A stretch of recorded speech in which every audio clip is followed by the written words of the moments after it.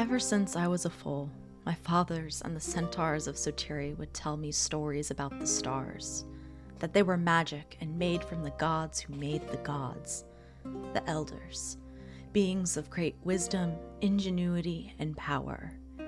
They were considered fairy tales, myths, that they didn't exist, or, if they did, they were long, long gone.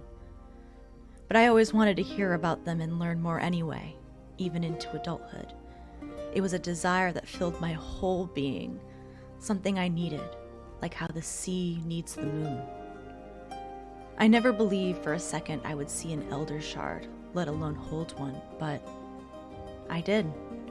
Its power filled me with strength and skill, flooding every part of mine and my companions' beings as we killed a god. We killed a god. Pirate Queen, Sea Hag, the mother of krakens, the great unbeheld, Eula Saltsmile. But the power was fleeting, temporary. It was gone as soon as it arrived, and once again I felt empty. But this time, I realized I was empty, that something was missing, that I was lost. Now I know and recognize that I was just foam drifting on the waves, a yearning that I had my whole life that I never knew about returned, and with it, a voice, calling, one whose words I cannot hear, nor am I able to respond to, no matter how hard I try.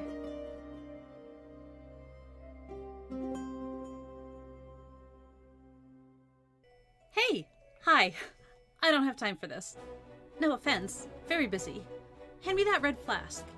The one on the left. Your other left. Oh, it's Winnie, sea scavenger extraordinaire. Shouldn't she be scavenging? Yes, I should. But no, there's things out there. Star things. Powerful things. World-changing things that need to be investigated. There's something... Jeffrey, don't eat that. Something I know I knew. There's so much I don't remember. Don't know. I have to relearn it. But how? So, I'm here, experimenting. Trying not to set the ship on fire. I don't even know what I'm looking for, exactly. Can a star be created? Can you get close to making a star? How do you reverse engineer the biggest magical object you've ever come across when you don't even have it anymore?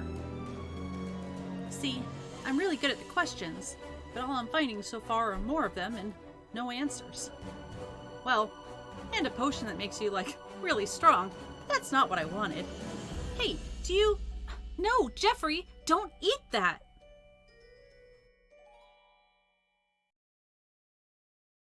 After so many years under Eula's thumb and having my whole life determined for me, being told what was right and what was wrong, having no one else but her, I'm finally free.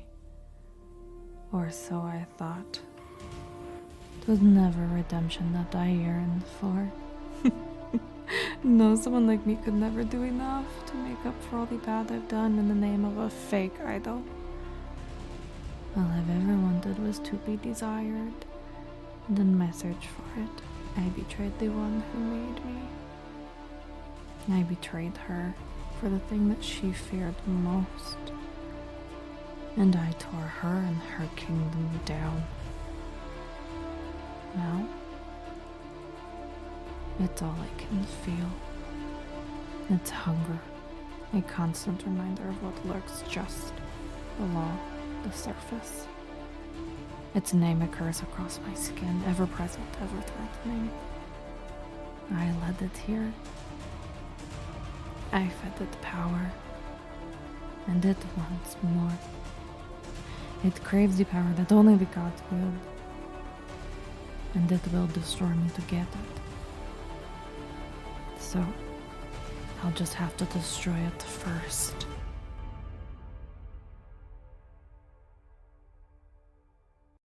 Everyone lives their lives bound by what they accept as correct and true.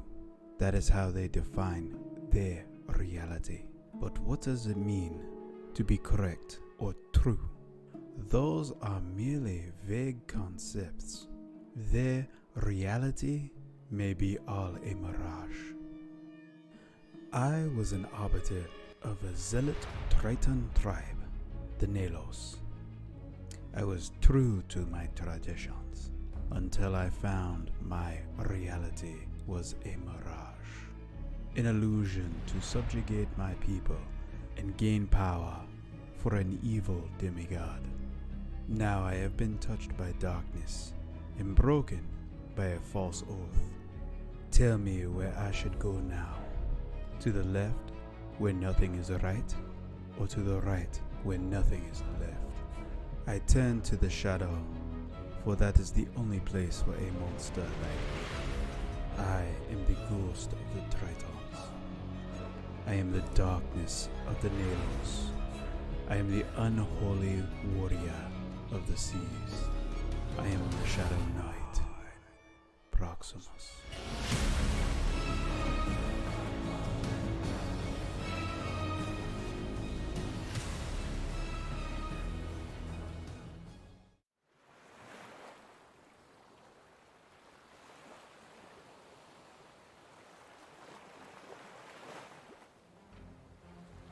Waves crash on the beach of an endless sea. In them you hear a voice, a beckoning lure you have heard so many times before. It is the song of the horizon. She calls to you. She sings of endless wonders and untold horrors, of golden promises and dire warnings, and you know her song. It has always been there. Listen, can you hear it? The wind is in your favor, the tide is rising, the sea is yours for the taking, and your ship awaits. Fair winds and following seas, brave mariner. May fortune find you when the horizon calls.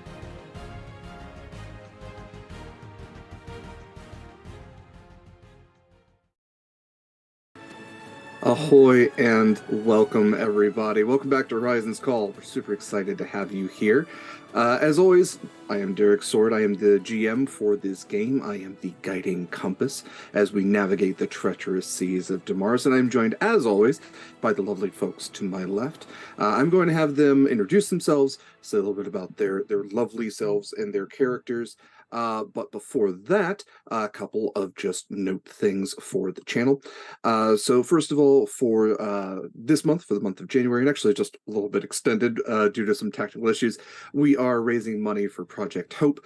Project Hope is a fantastic organization that is specifically focusing on the war in Ukraine right now and supporting Ukrainians and Ukrainian refugees with supplies, goods, food, everything that they need to sustain themselves through this horrible conflict which has been devastating their country. So that campaign will be going throughout the entire month of January. You are welcome to donate at any point, and we have several one-shots on the upcoming Sundays that will directly focus on all proceeds during those games will go towards Project Hope. And like I said, the campaign goes throughout the month, so you can donate at any time. There are incentives to certain games, so if you donate in between games, the incentives go to the next one. We also have games. We had one last Wednesday, and this coming Wednesday, run by the wonderful Mayor, who joins us today. So you can look out for that as well. Other stuff for this game specifically, for our longer-term games, I try to support our players because they're wonderful people. So there is kind of an incentive to help them as well as just helping them. We use Pally.gg, which is a wonderful way to distribute anything that you donate to the channel. So since we are on Twitch, if you happen to give subscriptions, bits, all that kind of Twitch stuff, that directly helps the channel. We absolutely appreciate it, but we more highly encourage you to support through Pally.gg. Everything you donate there doesn't go through Twitch and get all the, Twitch hands pulling out pennies and dimes there, and also gets evenly distributed without us having to do any math, which is honestly, I would pay somebody $1,000 if I never had to do math again. So that gets evenly distributed there. Definitely check out Pally. And regardless of how you choose to support the channel, this cast, or both, your donations directly impact the game. As you can kind of see in chat, You can give advantages, crits, and even things called a black spot, which is a complication to the game. It adds a special level of difficulty to the story or combat or whatever happens when you donate. Also, if we do hit a hype train, I will sing a shanty when we hit break. All that said, I think that's all the stuff that needed to be covered this week. So I will have these people introduce themselves, and we'll start, as we always do, with Mare. Hello, I am Mary. You can find me on Twitter at Archmage of Dice. I use they, she pronouns, and I play Acacia, who uses she, her pronouns, your amazing, wonderful centaur, soul knife rogue, who is now just a little traumatized. Just a little bit. Michael. Hi, fam. I'm Michael. He, him pronouns. I am playing Proximus Shadow Knight, your Triton Shadow Sorcerer Oathbreaker Paladin-ish thing. Yeah, that's me. Yeah, for how much longer? Who knows? Maybe no longer Broken Oats. Kayla. Hi, hello. My name is Kayla, she, her pronouns. I play our lovely siren, no longer, hopefully, Wereshark, Warlock, Scarlet Shores. Keep those fingers crossed. Gotta make it to a full moon. Last, absolutely not least, Eva. Hi, hello. I'm Eva. I am she, her, and I play Winnie, also she, her, who is a sea elf, alchemical alchemist, who is almost assuredly not sober at the moment. So, Almost assuredly. Yeah. Wonderful. Okay. Well, again, like I said, my name is Derek Sword. I use he, him pronouns. Before we jump directly back into the game, we have a recap. So, Kayla, if you don't mind. Yeah, didn't totally write this today. It's fine. You got it. Hey, procrastination still gets the job done. On the last episode of Horizon's Call, I'm not going to do this in Scarlet's voice. There's no way I can. I can't be somber and broody. On the last episode of Horizon's Call, our party made it to Umberlee's Eye. It's basically a donut island. Thanks, Derek, for that. Where our party celebrated All Gods Day. Everyone had the day off to celebrate accordingly. This included all of the occupants of the Bloodhound. Prior to exiting the ship, Marcus Ashe did warn us that the crew might not be coming back, but he was. So we might need Winnie's glorious friendship powers again to have a full crew. We shall see. While we were sailing to Umberlee's Eye, Winnie decided to make booze. Later on, how that managed to get her some favor.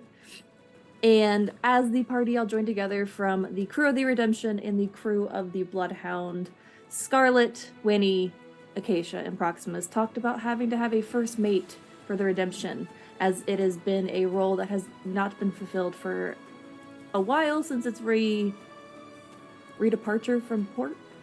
Sure. We have since convinced Proxy to put his name into the hat for that. To be determined on if it will go unchallenged or not. Once we were able to get comfortable and we all kind of scattered off onto our own adventures, Scarlet went off to the Goddess of Healing to see if she could be healed of her lycanthropy and not be a wereshark any longer. To be determined on if that actually worked or not, but she did ask for the ship and the crews to be blessed as well, not just herself. Secondly, Winnie. Gods bless Winnie, literally. Winnie sold her soul to Colonel Mac when she dies. It's fine. We'll figure it out. And she also managed to get in good favors with a gnome god, as well as provide alcohol to fellow, not gnomes, it's dwarves. It's dwarves because of the beard. I wrote wrong. Dwarven god. Winnie got very drunk. Winnie got very, very drunk. We shall see if we can find Winnie. Thirdly, Acacia went to visit Tamora, the goddess of luck and fortune, and also visit the Three Fates, where Acacia took the Mirror of the Past and used it on the Elder Shard. which was a wild turn of events that we shall see where it leads to. And last but not least, our favorite Proximus decided to pay tribute to Prasanna and try to atone for all that he's done in the name of a false god. The ceremony spell did not work, but upon gifting the glaive from Corvus to Prasanna as a offering, someone, an unnamed individual, met with Corvus and asked for help for fixing a net, and it ended with a 7-tier sandcastle, the glaive, and Proximus being atoned for all he had done.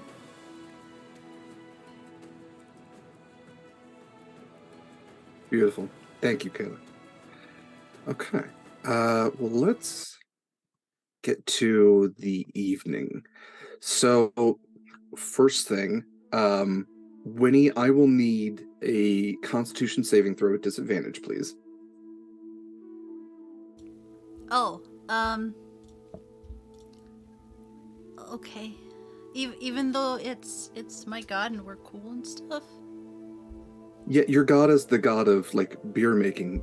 That's the point, is it's not the god of, like, being a tank, it's the god of drinking, so...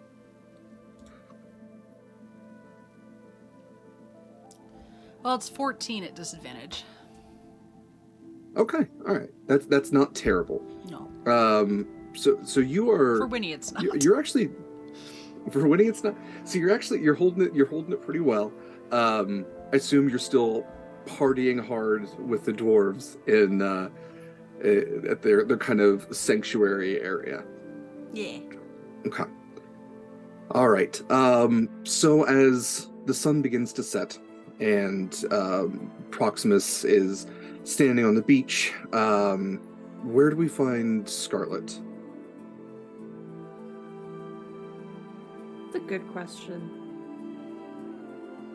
All God's Day would have been very strange for Scarlet, as she has never had a strong sense of faith.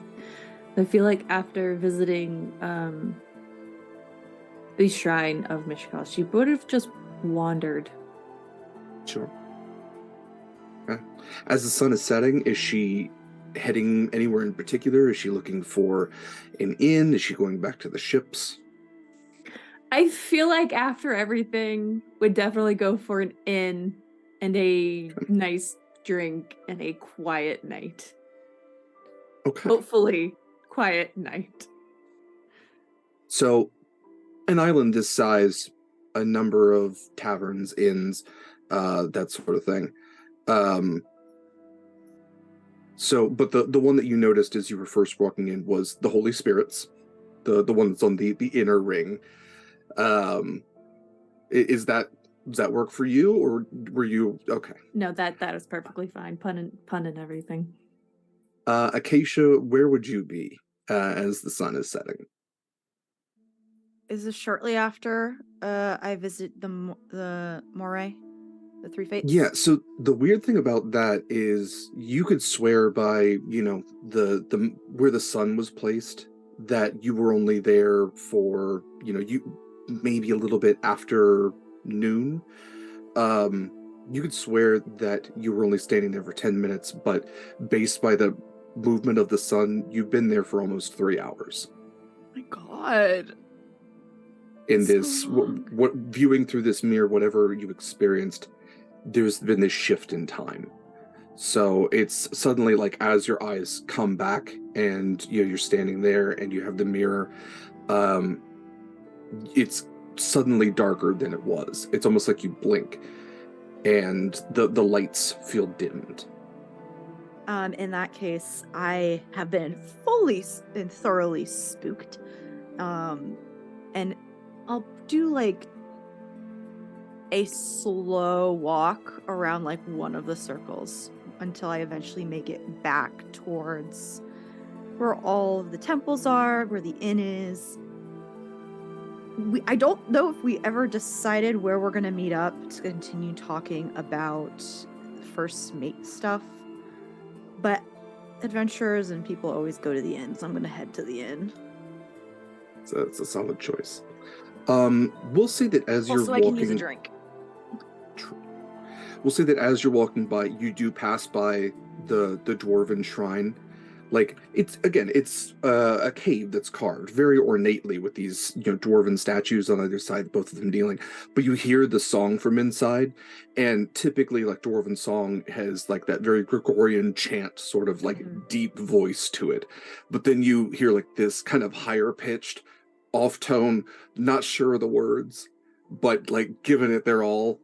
And with your perception especially, you might just like kind of like back in, and there's definitely like a sea elf standing, not even head and shoulders, but head above dwarves, just like swaying away at these drinking songs.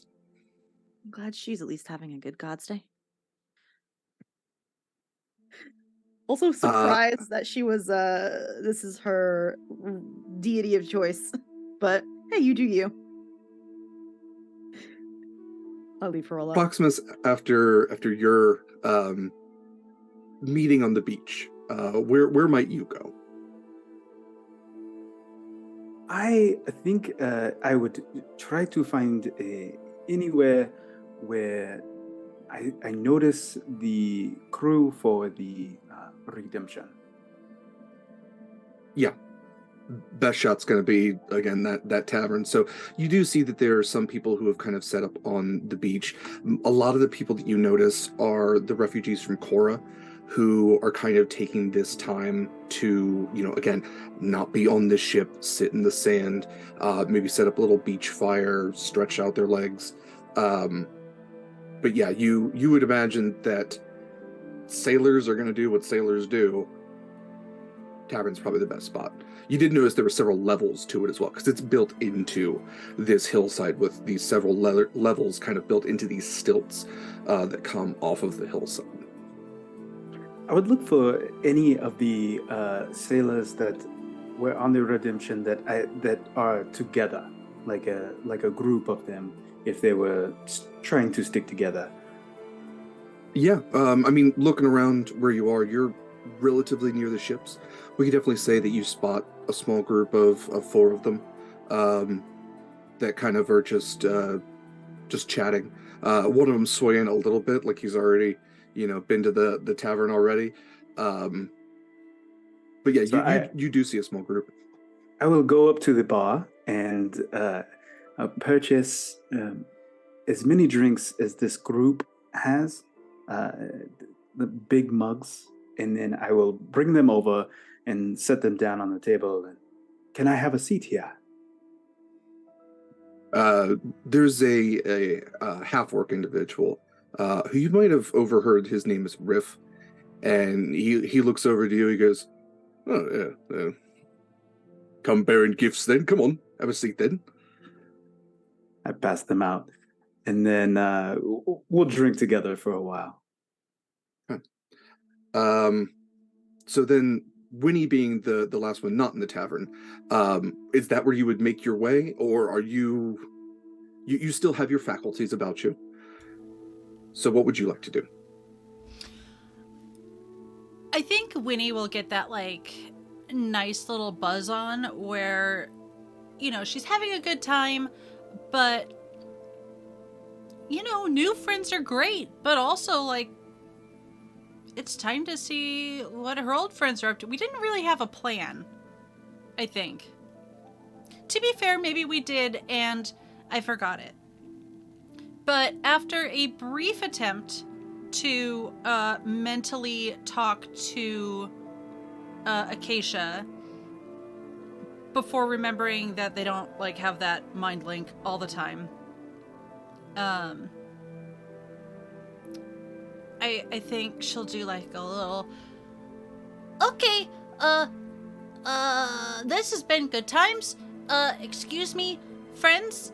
I will probably be back.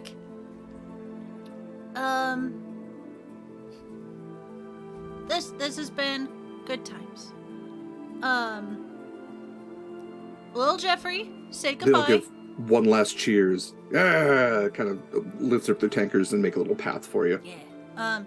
And I'll pour one out or whatever for Henseath. What? Pour one out for the real ones. Yep. On the one hand, that feels really appropriate. On the other hand, it really doesn't. And yeah, I'll make. You did remember in the last episode that that's what they were doing at the feet of this statue, is that the ground had become like muddy with how much liquor and beer was being dropped in this cave. I'm absolutely picturing like music festival, like outdoor music festival ground. Mm-hmm. Regrets. Yeah, and then she'll head up to Holy Spirits. Okay. So going into Holy Spirits then, let's since you are there now, what you would see when you walk in, what you would see when you walk in is this multi-leveled, mostly like light wood style of tavern. So it has stairs that seem to wrap in and around and don't necessarily follow these overly logical ways. There are even ladders to get to some parts. There is a bar at the far end, tables, chairs all about. In the corner, there looks to be a musician who is kind of like brushing her silvered hair and tuning her instrument, but hasn't started to play yet. You can see that there are all different types of peoples here, especially on All Gods Day. You definitely recognize sailors from the Redemption, sailors from the Bloodhound. There are refugees from Korra. You even see a couple of people who are still wearing their garb from the Evewalkers. You don't see any of the Hand or any like notable folks who might want to be a little more inconspicuous than to hang out at the obvious place. But as like the building kind of stretches out, you can see that there are these extensions where other tables are, other layers are, more stairs, people going down, and it's like if you were drunk, this would feel like that. I can't remember what it's called. The one painting or drawing that has all the stairs going in all the different ways. It would absolutely feel like a puzzle walking through this place. MC Escher. What's that? MC Escher. MC Escher, yes. And when you all walk in, and Proximus had noted this individual, there is a turtle, older turtle, working behind the bar, kind of graying with this kind of like pinched in areas shell and an apron, and very friendly, working a little slow, and kind of dancing around him to pick up where he is moving slower, is this very colorful Aarakocra. Almost like parrot, like with these bright reds and greens and blues in her plumage, and she's literally dancing around him with two trays, picking up drinks here, serving tables there, and that is what you would see as you walk in. What would you all like to be doing? So Proximus has sat down with a number of sailors. What is Scarlet up to? Scarlet's at the bar. She's very much in a don't want to socialize, but would love to observe. Fair. Not in a Okay. menacing way, just really doesn't know how else to socialize other than just watching people. Okay, so Winnie, walking in, would see Scarlet's identifiable hair. The Aarakocra woman would just stop by, just kind of tap, the bar where you're sitting. All good, hun? To Scarlet. Anything else? There's just a small nod, just in a wave off. Acacia, where are you? When I walk into the bar, I see folks, Proxy at a table drinking, and Scarlet at the bar. So like, I'll walk towards the bar and just like heavily lean over it on like my elbows and like my forearms, and just like wave to the bartender.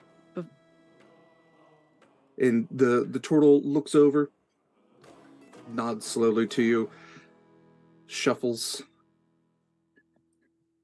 Yes, dear. What can I get for you? whatever has the highest proof on your shelf, please. Fair enough, then. And they slowly turn around, and they go to one of the bottles, and they pick it up and set it back down. And pick another one up and set it back down. And the Aarakocra, it kind of dances around, and like even without looking, she grabs a bottle and puts it in his hands before he picks up another one. He nods and turns back around and pours you a glass. And Sorry, go ahead, finish. did you want to start a tab, love? Yes. All right, then. And I'll just shoot it really fast and like put the shot glass back on the counter. It's one of those nights. Fair enough. Yeah. And he goes to pour you another one. This one is a sipping liquor. Even though I'm sure it's not a sipping liquor. No. No. Whatever has the highest proof, I would say, is not a That's sipping moonshine. liquor. That's like Yeah. at least 140 minimum. Yeah, you've gone up from dwarven ale to like goblin grog. Like this is pretty intense. This is what goblins give their children to go to sleep. Oh god. Oh my god. Just rub it on the teeth. That's terrible, dude. No. Oh, only in some communities. Winnie, you walk in. You see Scarlet has kind of kept herself a little bit at the bar. Proximus has sat down with some sailors. Acacia has already shot a drink and is sipping on the next. Where would you like to head? What would you like to do? Winnie is going to sidle up to the bar and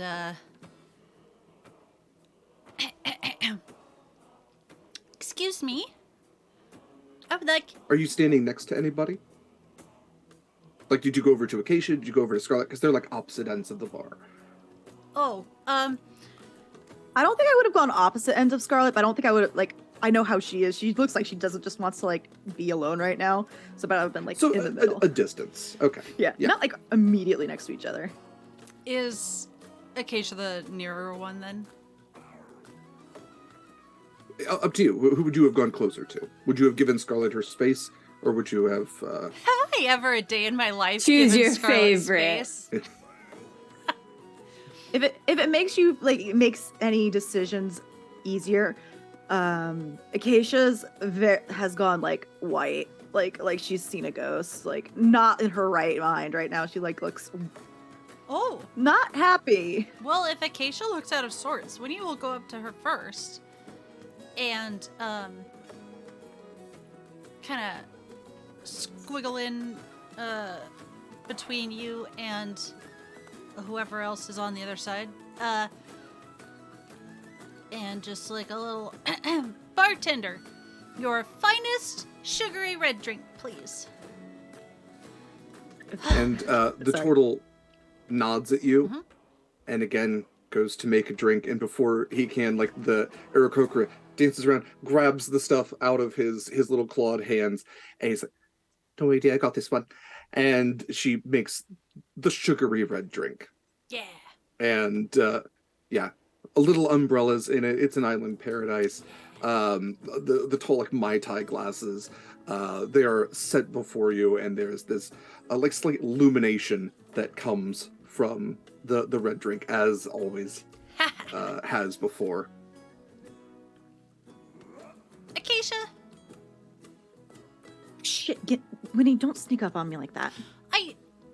well, it's real awkward if I just like come up behind you and like put my hand on your flank and stuff. Like, you know, you got ears. Why do you look kind of jumpy, if I'm being honest.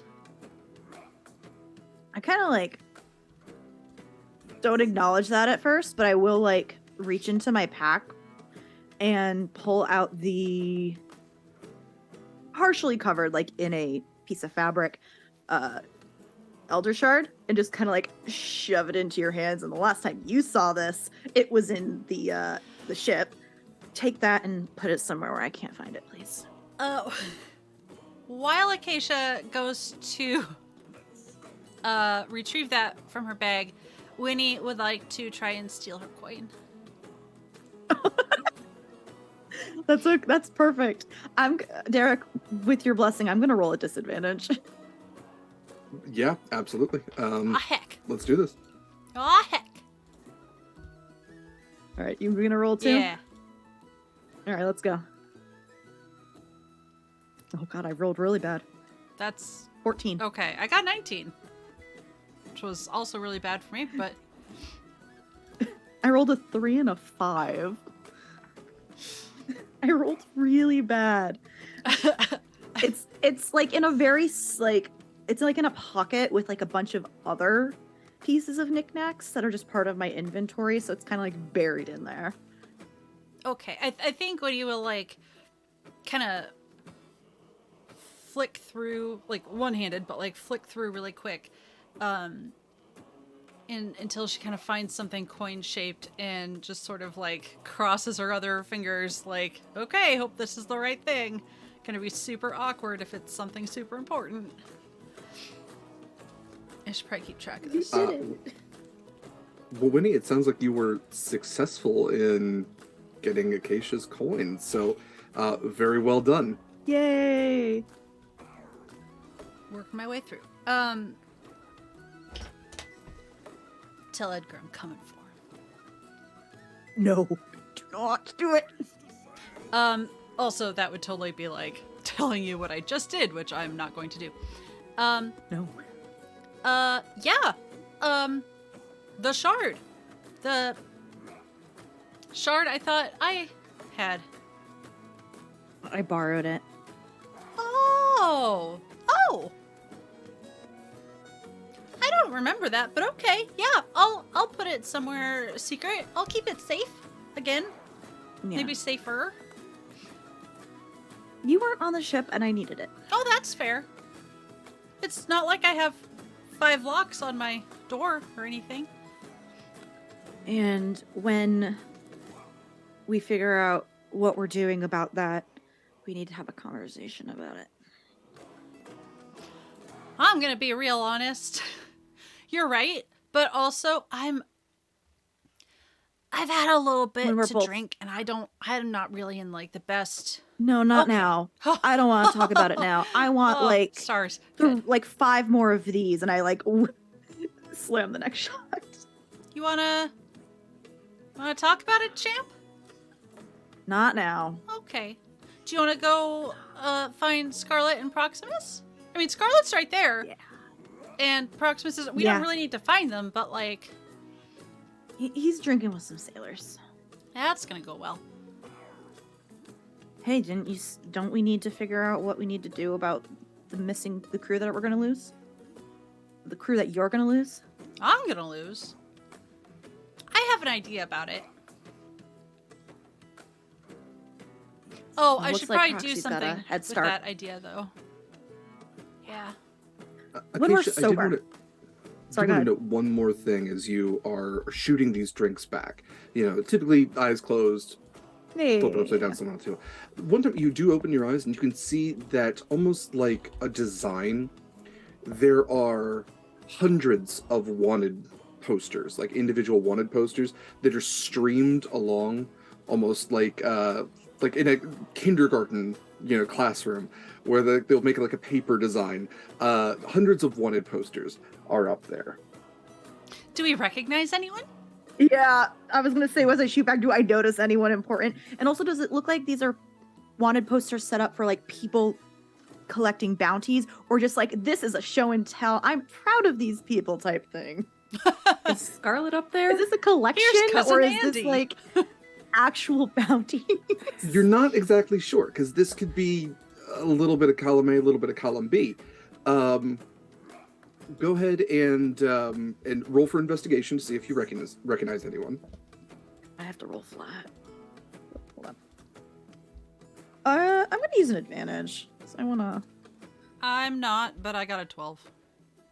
I also. I Got think a I'm gonna 12. go with my physical dice after this because those are rolling terrible. I got 12. We got 12s together. Yeah. 12s. Okay. You would notice that there are some notable folks, like Ogden is up there. There's definitely one for Eula. A lot of these are like drawings or depictions of people. With the 12, there's a lot of these. So I would Fair. say that you kind of have a tough time because a lot of them are overlapping to determine if you necessarily recognize anybody up there. Okay. I will say the Aarakocra does notice you looking. All right there, loves? Just need another drink. I was just noticing your collection there. Oh, yeah. Think you might be up there? I don't know why.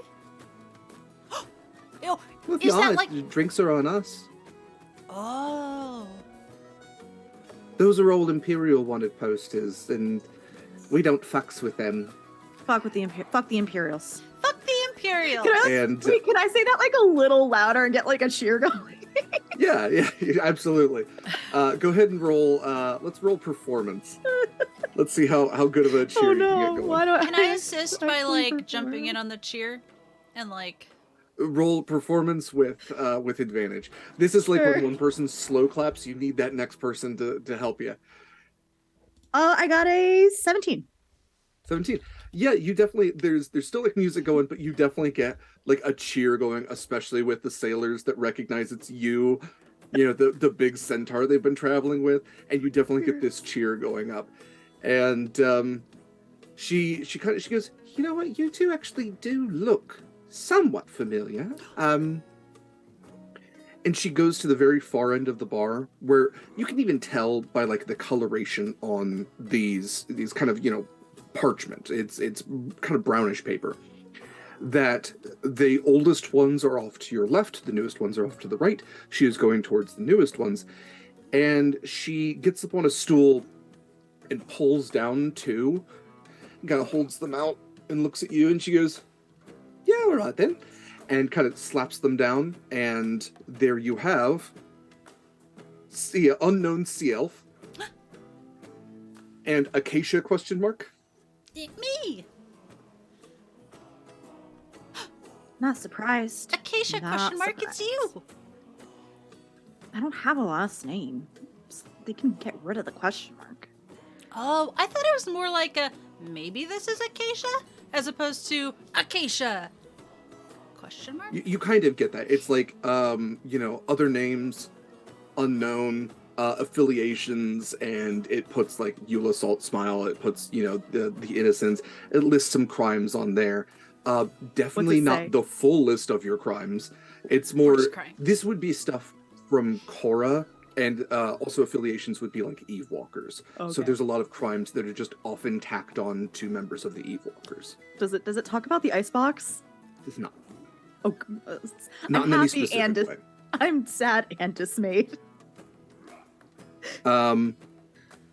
So when she puts it in, she goes, yeah, no, don't worry about it. Drinks are on us. Well done. And Thanks. she also points towards the rafters, which you might not have seen. And when you look back, you can see that along the rafters are lined dozens and dozens of flags. And you kind of recognize them as ship flags. There's a lot of Jolly Rogers up there, a lot of pirate flags, some more colorful than others. Not all of them are black and white. And also, if you have a flag you'd like to add to our collection, we'd be more than happy to pin it up for you. We'll talk to. I look at Winnie. We'll talk to Scarlet, I guess. Yeah, let's go. Who can probably overhear you. Oh yeah, Acacia. Now that she's got a couple drinks on her, Acacia's not Yeah. quiet. Scarlet! Also, we did start. Scarlet, come here! Yes, Wendy. She's I will most go definitely over on the list. to the pair. Yeah, oh gosh, if you don't have Scarlet, you have to have Scarlet on your list. She was on the list before we were on the list. That one sounds familiar too. Just a She goes thick more towards stack. the middle, and it's a little more weathered, but she absolutely does pull down a Scarlet Shores. The hair is different. Yeah, it has some outdated details, absolutely, but there absolutely is Scarlet Shores. She slaps that one down too. Then nice to meet you. Looks like you've had that one for a while. A little bit, yeah.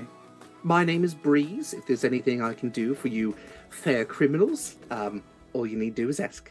Oh, I have an idea. Or if you don't mind, you know, if you know of anyone who's perhaps of a like mindset, who's sort of shorebound at the moment and is looking for a little bit of work, you know, send them our way.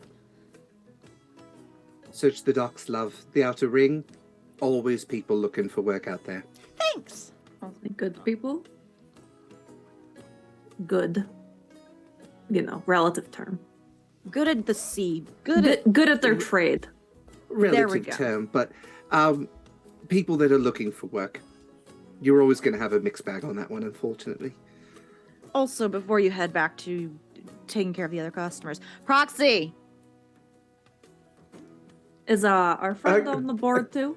come here. Show the tender your lovely face. Proximus is just so like, is this Acacia? Yes. Hold on 1 second. I'll be right back. Let's see Talk if you're about- not too fresh to be on the wall. Oh, all right. So yes, I head over to Acacia. Are you drunk?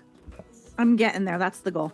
We don't know why. As soon as I soon look as at the Bree sees bartender. I'm like, Proximus, she goes, yes, definitely. I remember that one. And she goes and pulls over a very fresh-looking one, and it says Proximo.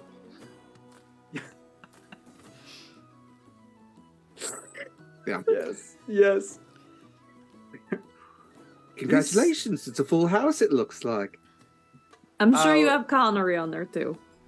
What do We certainly win? do. Yes. He's been up there for quite a while. Hasn't stopped in today, though.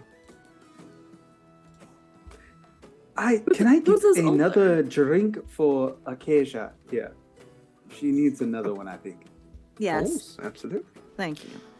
It's on me this time, this round.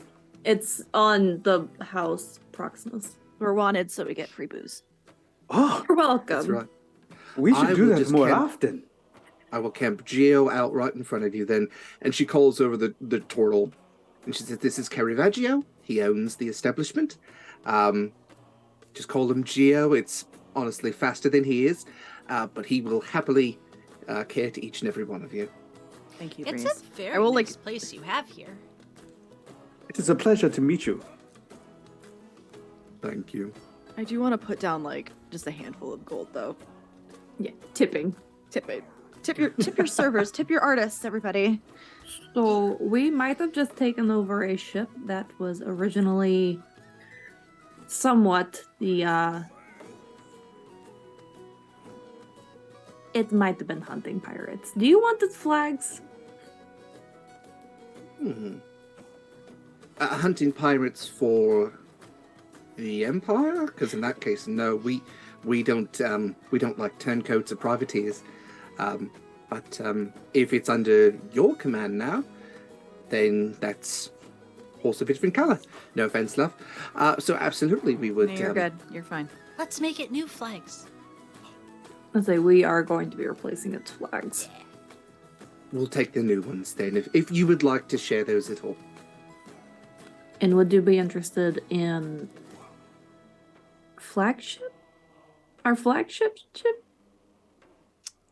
Do you still have the Innocence's I flags? think you only say ship once. No, because they can flip. They can change. Oh, okay. Yeah, that flag can change. So that is what the redemption's flags are the innocence flags For now. for now. But they're cool. They can make different designs. I will get you our flags. At least a copy Yes. of them. And it sounds like you have a burgeoning navy, so if you have a navy flag, we can always take that one as well. But it's absolutely individual ship flags, perfectly acceptable. I think we're lucky to have the two for right now. We won't be going anywhere with our other ship if we don't have a crew. All right then. I am currently working on retention and keeping sailors happy. So Smart. You? No one else was going to do it. I clap you on the shoulder, just like, good That's job. literally all I did in Korra. A compliment from Acacia. I just Proximus give you a like look. blushing. Like I didn't say that out loud, but Aw. Proximus is Oh. blushing. Like Wendy, why don't you help Proximus? Okay. Wait, what are you gonna do? Do what I do best and watch and collect secrets. Oh, okay. Huh. You're better at the whole people thing than I am. did you just rethink your life, Winnie? Well, I was just thinking that Scarlet and Acacia have a lot in common. Right? I mean, Please explain. okay, well, Please explain. This could either be a compliment or A backhanded compliment? No. yeah. Please explain. no, like you both do like the sneaky things, but like Acacia collects like physical things and Scarlet collects secret things. I blend into a crowd by disappearing, and Scarlet blends into a crowd by blending in. One thing. I mean, that's not so different. There, it's similar but different. This is what I. I trade in secrets, Winnie. That's how I got to where I am. Oh, I know. You've got some You good always ones. have to have somebody up on somebody else. Makes things much easier. Blackmailing. Put you right up on the pedestal. Wait, do you have any secrets on me? Winnie, you tell everyone everything, so no. Not everything. Do you have any secrets at all? No, You wanna tell I us have some? secrets. Prove it. Like what?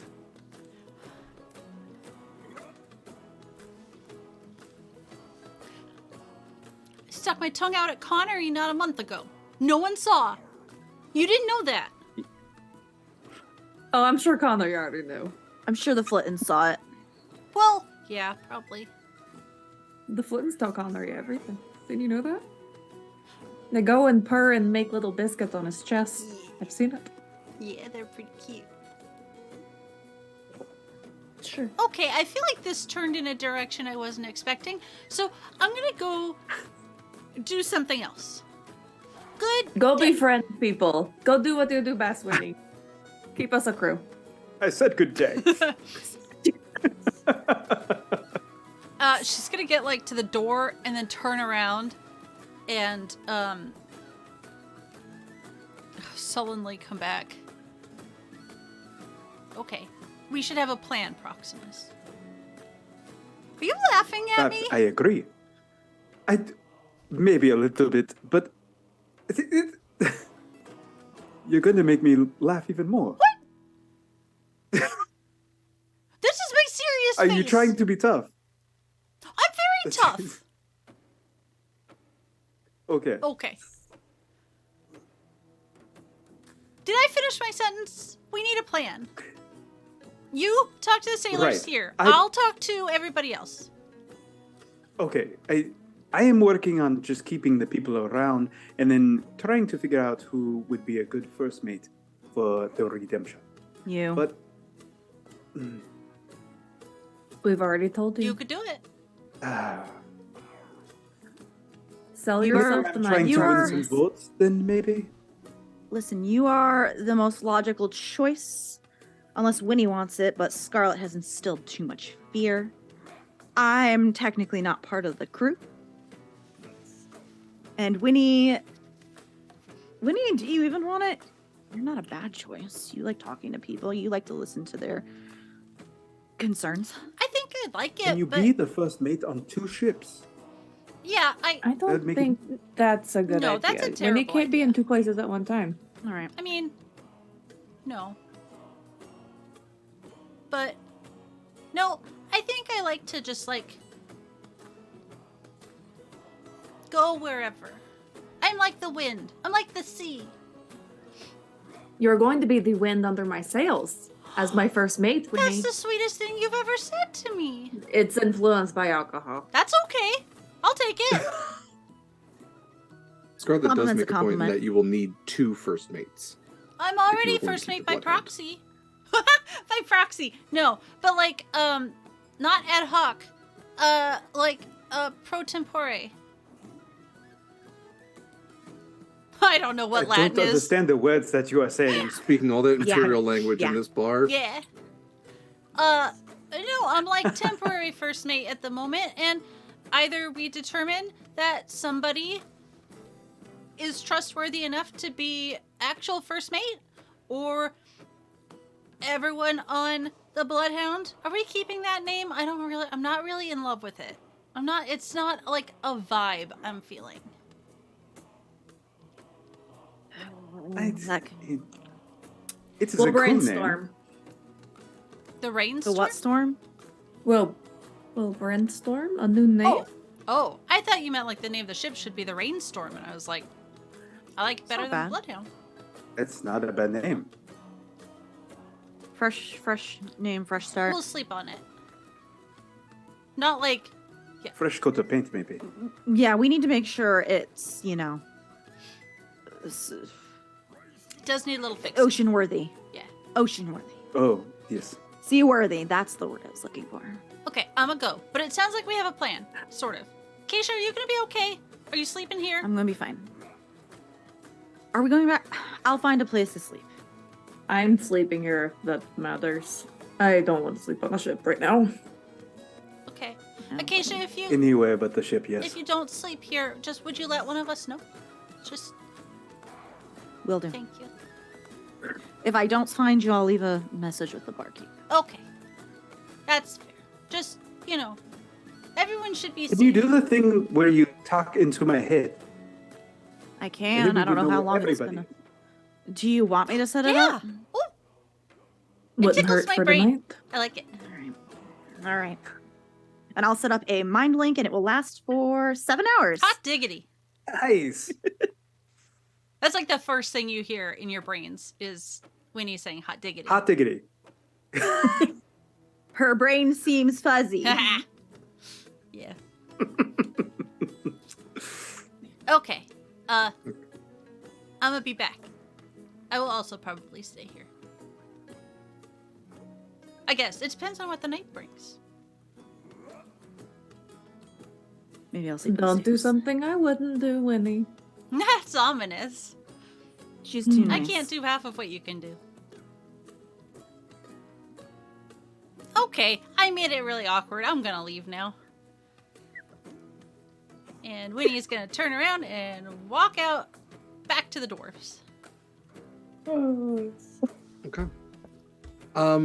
Winnie, before you go, as you are heading towards the door, you do hear the music begins to start. So far, it's been, just kind of like chatter and everything. But the person who was performing in the corner, they do begin to kind of strum up their instrument. And I am going to need everybody to make a charisma saving throw, please. I like that. Is everybody within 10 feet of me? Maybe it's Winnie 20? would no longer be. Everybody within 10 feet would get a +5 to their saving throw. Nice. Scarlet, yours is at advantage. I have an 18, I think. 15. I gotta do 26. math. That's what a calculator 29. for. 29. Okay, so 29. Who had the 15? Me. Okay, and the 18 was Proximus? I had 26. 26, so the 18 was Winnie? No, I'm sorry. I have a 19, not an 18. 19, okay. Winnie, as your hand reaches for the door, you freeze hearing this music. It's not just hearing the music, you feel it. And you go to sit down at the nearest chair. It's a table of strangers, but they don't notice you sit down as their eyes are locked on this woman in the room. And Acacia, your gaze hits the exact same. Proximus and Scarlet, you might look over, but you are not locked into this person in the way that nearly the rest of the bar is. You might notice that Breeze and Caravaggio don't seem to be necessarily affected. And this doesn't feel intrusive. It feels warm and comforting and beautiful. And this woman sits, and you can't necessarily understand the words that she's singing, if she's singing words at all.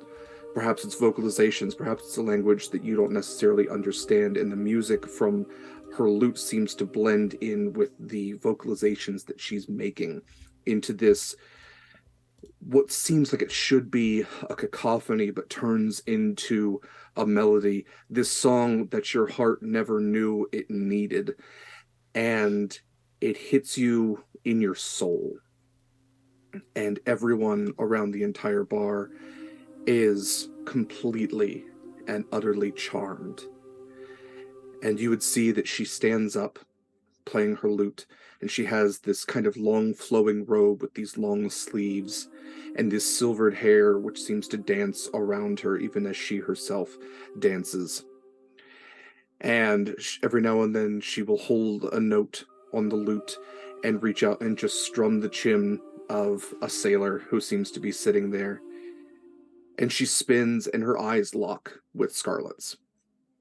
And she winks. And she continues to spin. And for Proximus and Scarlet, this song is maybe 3 minutes.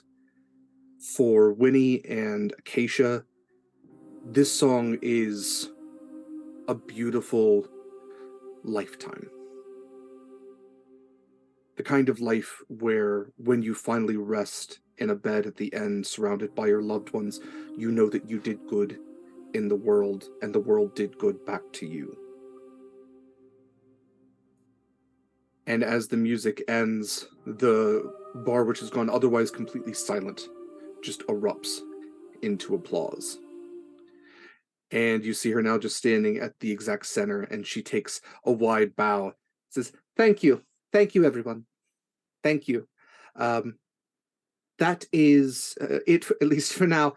I'll start it in about an hour. I could use a little rest after that one. But thank you."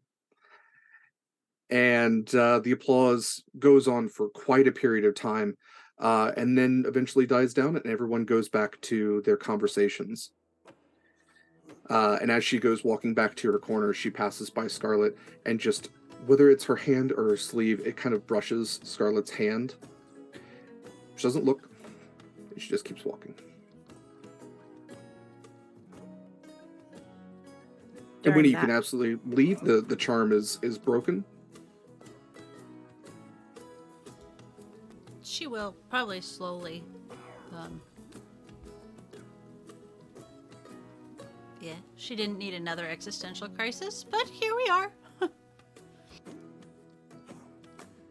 Yeah. Acacia all right. looked happy during the song, but now it just looks extremely unnerved and uncomfortable. Yeah, and it's, I would say there's not even like a down after this high. It's not like you feel worse afterwards. It's lingering and kind of just trailing off. So it's not like there's an abrupt stop to it and all of a sudden it's like, you know. Like separating a hug a little too early. It is, but it's more so the fact that that was a charm effect. Sure.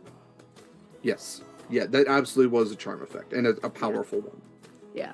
That's the part that makes her uncomfortable. Because that was not by my own volition. So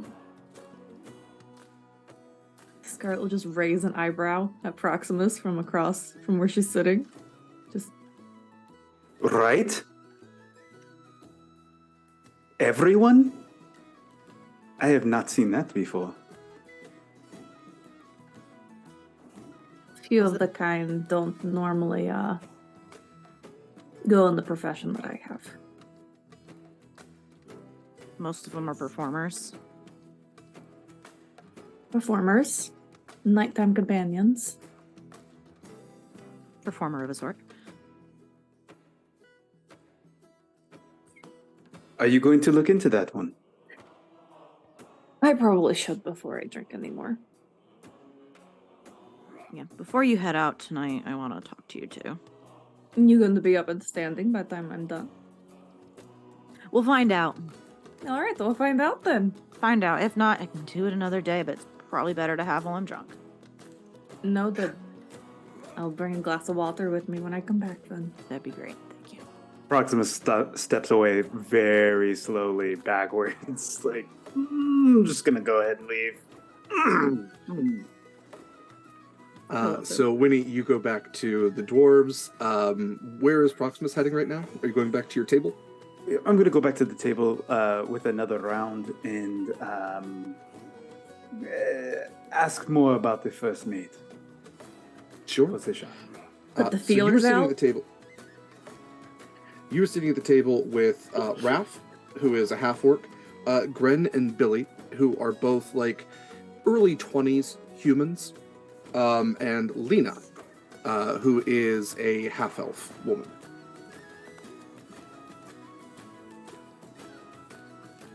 Did I lose Michael? No, there he is. Okay.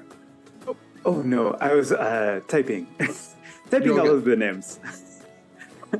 For my notes. So, another round on me. What is going on with this first mate situation on the Redemption? Do you plan on sticking around? Any of you? They all kind of laugh. I mean, if we're gonna go anywhere, if I'm pulling another damn rope on that ship, I'm going to have a first mate that has, that I have the ear of. And Understandable. Yes. yeah, Lena even kind of just nods and goes, "It's been, nearly a month, longer even, since we had anyone, and Connery gave us shit, but no one gives a shit anymore, and we can't go to Connery because that's not his job. And I know he wants to care, but he needs somebody else." Connery was a great first mate to a wonderful sailor and captain before. And so I just want to make sure that you all are being heard from him. And I know that this is very important to him to know that his crew is taken care of and that they are all happy with the choices in which he makes. So that is why I ask. At that, Gren kind of narrows his eyes at you, and he goes, "Are you saying that you're gonna run?" Oh, the thought had not crossed my mind. People have brought it up to me, but I am here to bring the peace, I suppose. Go ahead and roll persuasion. I'm going to guidance myself too.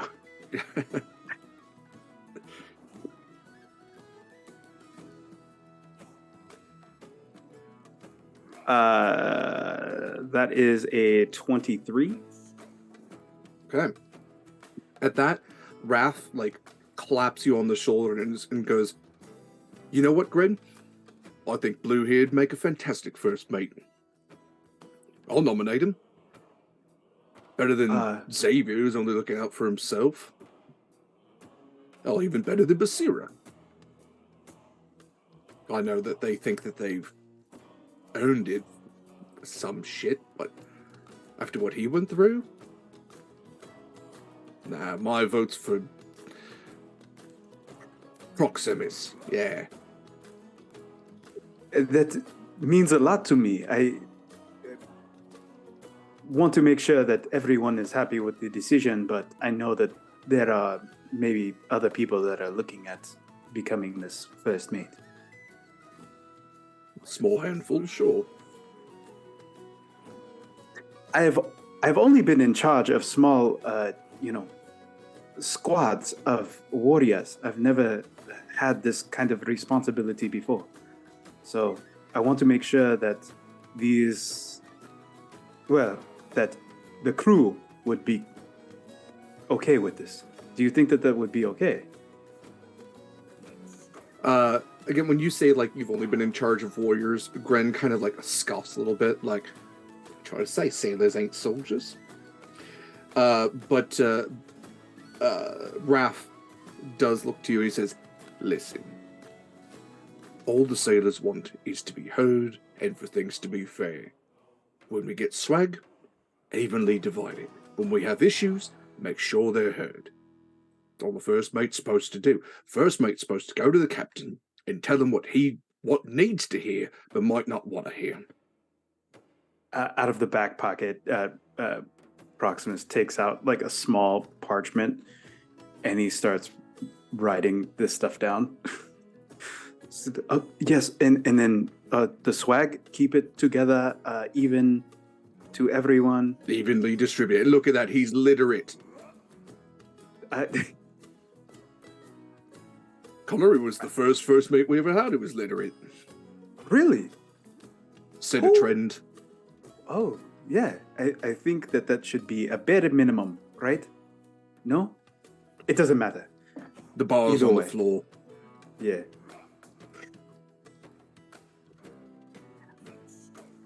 Well, if I have your vote, I will do right by you, and I'll get another round, and then I'll head back to the bar, get another round, splash them down, and kind of make the rounds of all of the different tables and kind of chat everybody up.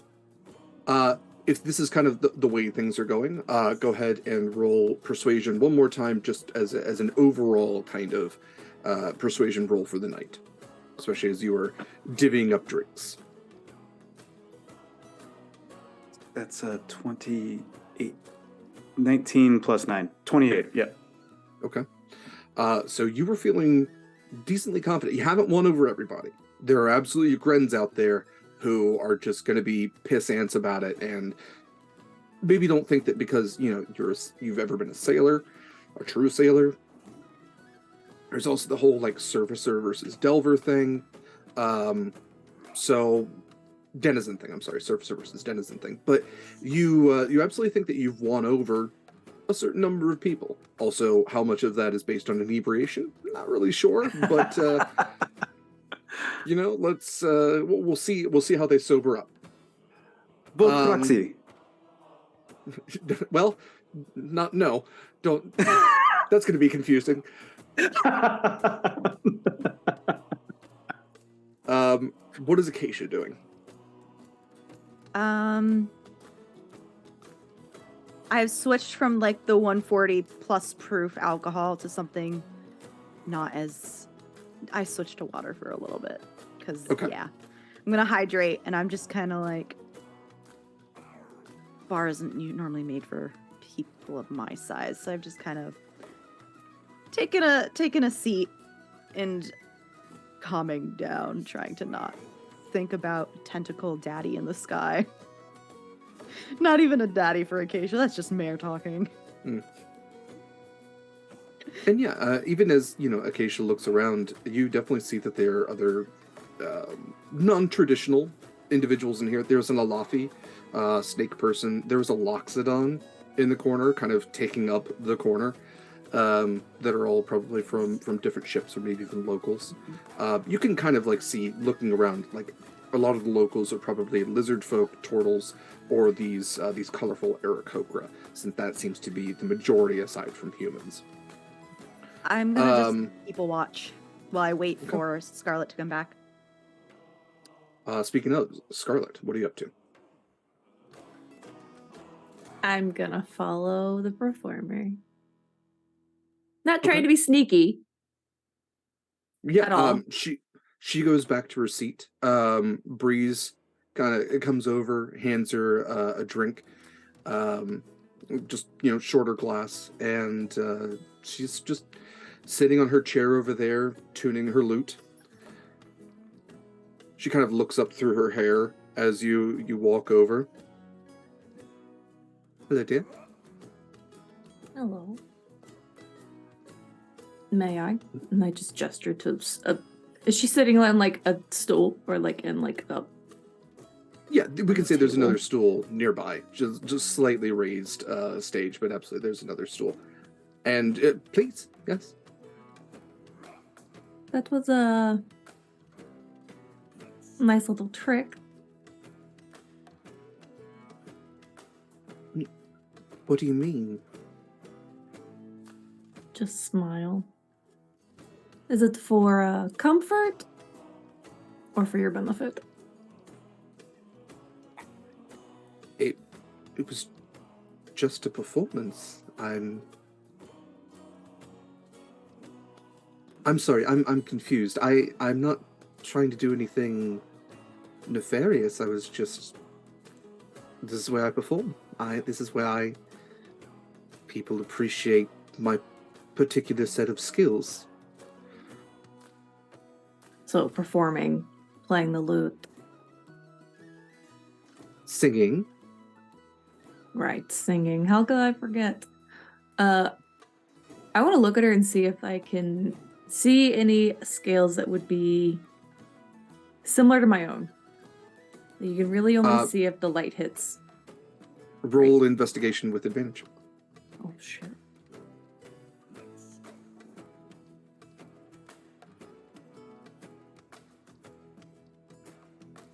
Well, it's a 7 on both dice, so. Okay. That's only a 9. I'm going to say, even with that, though, you absolutely pick up the very key parts of her that would indicate that this is a siren. Right, music for this. Music change.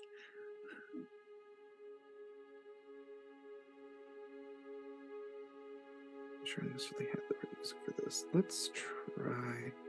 But yeah, no, you, by all reason, this is absolutely a siren.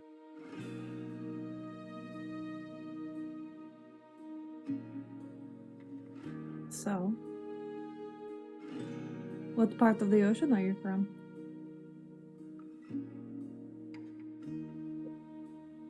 Well, same place most of us are from. I mean, I suppose I was born outside of Kraken's reach, but I'm sorry, my name's Megan, and she holds out a hand. Not what I was expecting. Will offer her my hand. My name is Scarlet Shores. It is nice to meet you. It's nice to meet you too. I'm sorry, is something wrong? Were you going to perform here tonight? I didn't mean to step on your fin at all. Absolutely not. That is not the profession I chose to go in. I applaud you for, pardon the language, filling those shoes, though.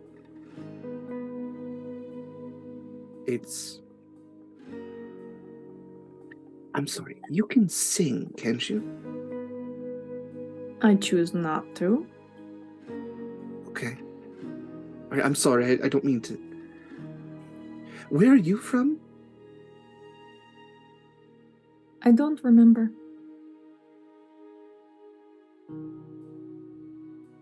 Where are you from most recently? Well, most recently, I am from the Blackfen. And with that, her eyes kind of widen a little bit. She has these kind of silver irises. Oh. They're all fitting together, isn't it? You've never been to the Rock? No. Oh.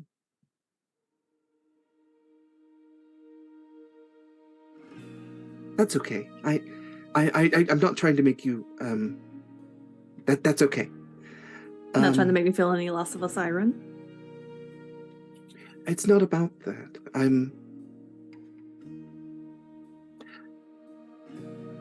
I'm sorry. For what? You didn't do anything wrong. No, it's empathy, not an apology. I'm sorry that I don't know how you were raised. I don't know how you grew up. I'm just picking up what I can, and I'm sorry if someone hurt you. Not putting it lightly. I make the most out of it. Well, if there's ever anything more you want to know, find more like us, you can always visit the rock if you'd like.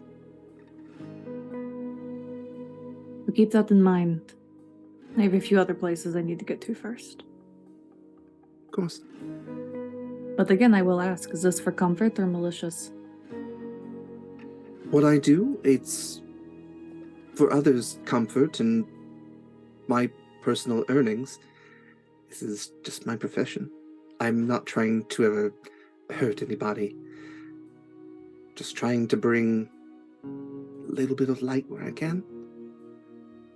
Just wanted to make sure my crew isn't here. They are not fair game. Oh no, I'm not that kind of siren. Makes one of us. Oh.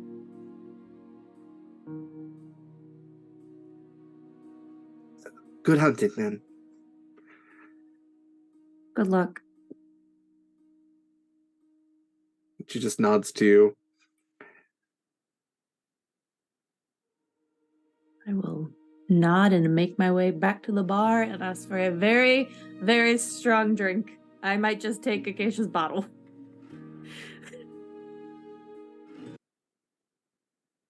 Okay. Take a long drink from that one.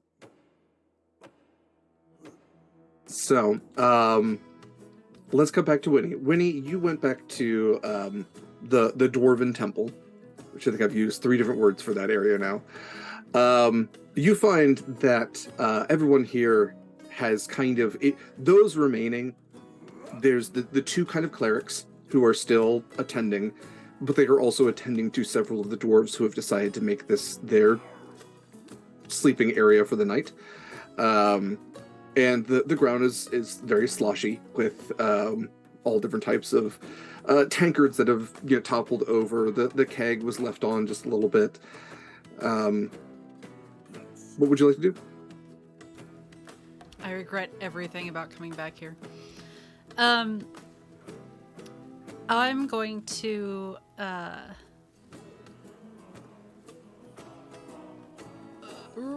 reconsider my recruitment tactic. One of the dwarves on the ground points at you and goes, "Look, Evan's back. Hi, Evan." Hi! Sleep well. Yeah. And they just face plant. And there's dust flying off the sides as they're breathing into the dirt. One of the clerics goes over and just rolls them onto their side. Yeah, don't let them sleep on their back. That's good. That's good thinking.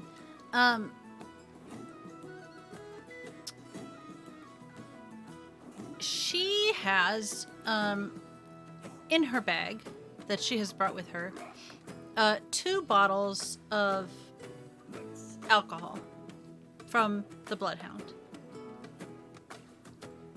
which I absolutely 2 bottles of rum. remember the details of. Oh, the special ones. Yes. In the language that you weren't sure about. Oh, I thought one was a halfling brew, and then there was one I didn't know what it was.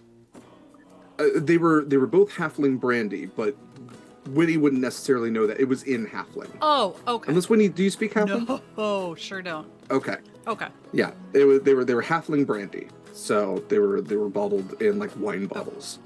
But I know enough to know that it's just another language. It's not magical runes, for example. It looks just like a wine bottle. Everything about it. Right? The label very clearly is this is some type of liquor. There's grapes and kind of different symbols on it, which would indicate that this is very likely consumable. Yeah. She's gonna take one of them. Is there a distinct difference? Does one have apples on it and the other has a beehive or something? Is there anything?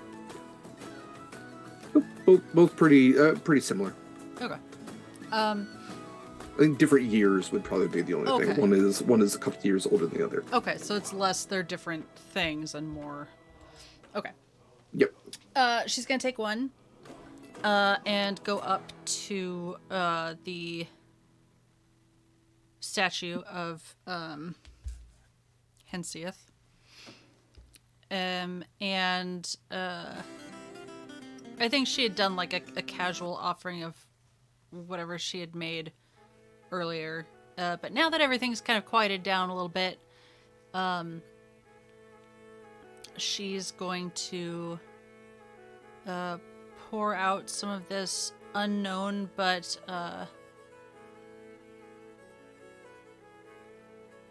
probably tasty smelling. I mean, she'll smell it first to make sure it's like an alcohol and Yep. not like a healing potion or whatever, but like... Yeah, it definitely has like that slight sting to your nose of like the distilled wine that brandy is. So yeah, that definitely hits you that this is definitely a liquor. And Winnie just had an epiphany about making alcoholic healing potions. Next week on Horizon's Call. Yeah. Outside alcohol for the outside wounds and inside alcohol for the inside wounds. Makes medicine, what is it? Spoonful of sugar makes medicine go down. And what's rum made from? Sugar. Duh. See? So she's going to pour out a little bit of this, oh heck, she'll pour out the whole thing. Like, she's never really come across a above water statue to him before, so she'll make it a proper offering. And so I will say the statue has a hand that is kind of sticking out a little bit. It's holding a bottle. There's a number of bottles kind of carved at its feet, and you can see that the hand has like a hole that wasn't carved but has been like worn away by continuous pouring into its hand, that the stone has been worn away. And yeah, you pour it directly through it, gloop, gloop, gloop, gloop, gloop, just comes out of the bottle and onto the floor. And she's not gonna say anything out loud because she's gotten extremely self-conscious at this stage in her alcohol and sugar consumption. And with the clerics right there, she's just sort of gonna give a little nod. And then an awkward nod to the clerics, and she's going to wander out into the night. And as you slightly stumble out into the night, the clerics say, "Blessings of the dwarves on you. Blessings of Moradin." And the same to you. Cheers. Blessing. She's gonna... And the one dwarf goes, "Bye, Evan." Why? I think even in the, like, lamplight or torchlight or whatever, she's gonna pull out a little piece of paper and, like, write down Moradin to research later. Because she has no idea what that means. Do a religion check at disadvantage. I feel like... religion is... Oh, it's not terrible. 5 is 14. Come here. Dirty 20. It's literally the head of the Dwarven gods. It's the giant statue that's at the center that the clerics were standing directly in front of. Okay, yeah. She... And it's when they say, like, Moradin's blessings, you look back, you're like, "Same to you," and then you look back and literally carved above it is Moradin and this great Dwarven statue. She doesn't read Dwarvish either, hilariously. It's in common as well. I was like, she's got to really work on her education. And I think she'll, like, do finger guns back at the big statue and, like, and same to you. Before finally, like... Do you just buddy Jesus, Moradin, Yeah. god of all dwarves? Sure did. Sure did. All right. Yep. Let's cut over then to well, actually, Winnie. I'm sorry. What are you doing when you go out into the night? Where are you? Depends on the time. What? At this point, we're getting close to like 9-10 p.m. Oh, that's not bad. She'll see if out on the outside she sees any of her little kobold friends, or just see who's around and if anyone looks like they need a friend. And she might eventually wander down to the docks. I don't think it was that far of a walk. Keeping in mind that it's a festival, like, and not probably the best time for recruitment, but also, like, who knows? She's just gonna do a little bit of a wander. We will resolve that when we come back. It is break time. So go ahead and, folks, do the thing. Stick around. We'll be right back. Thank you all for joining us so far. We'll see you soon. About 10 minutes.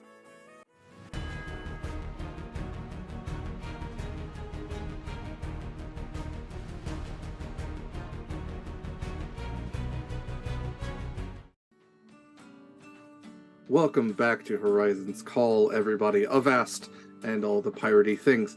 Let's jump right back into it. Actually, no, wait, before we do, just a reminder, if you love this show, if you want to support this cast, definitely check out our pally.gg to support them. It's even better than donating directly through like crits and subs and all that kind of stuff on Twitch. It more directly supports these people, evenly distributes it. It's fantastic. Also, Sword and Key, our Discord is now open. If you want to come chat about this game or literally almost anything, please come and join our Sword and Key Discord. The link for that should also be in chat. And just a reminder that throughout the month of January, plus a week, we are raising money for Project Hope. So definitely check out that campaign. Anything you donate directly goes to that campaign and also impacts one-shots that are happening throughout the month, and plus that one weekend because of tech issues.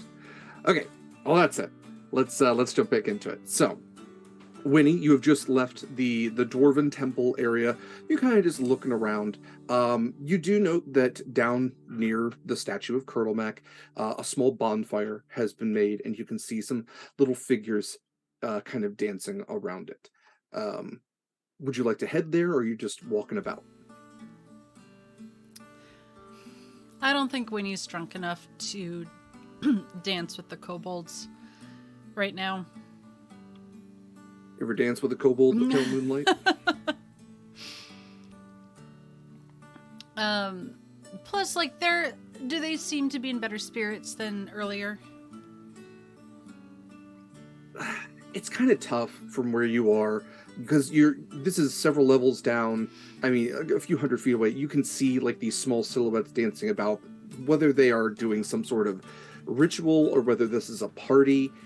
Not really sure. You actually, because it's getting darker, you can notice a lot of fires, whether by torchlight or bonfires, have been set up at intervals, and light especially.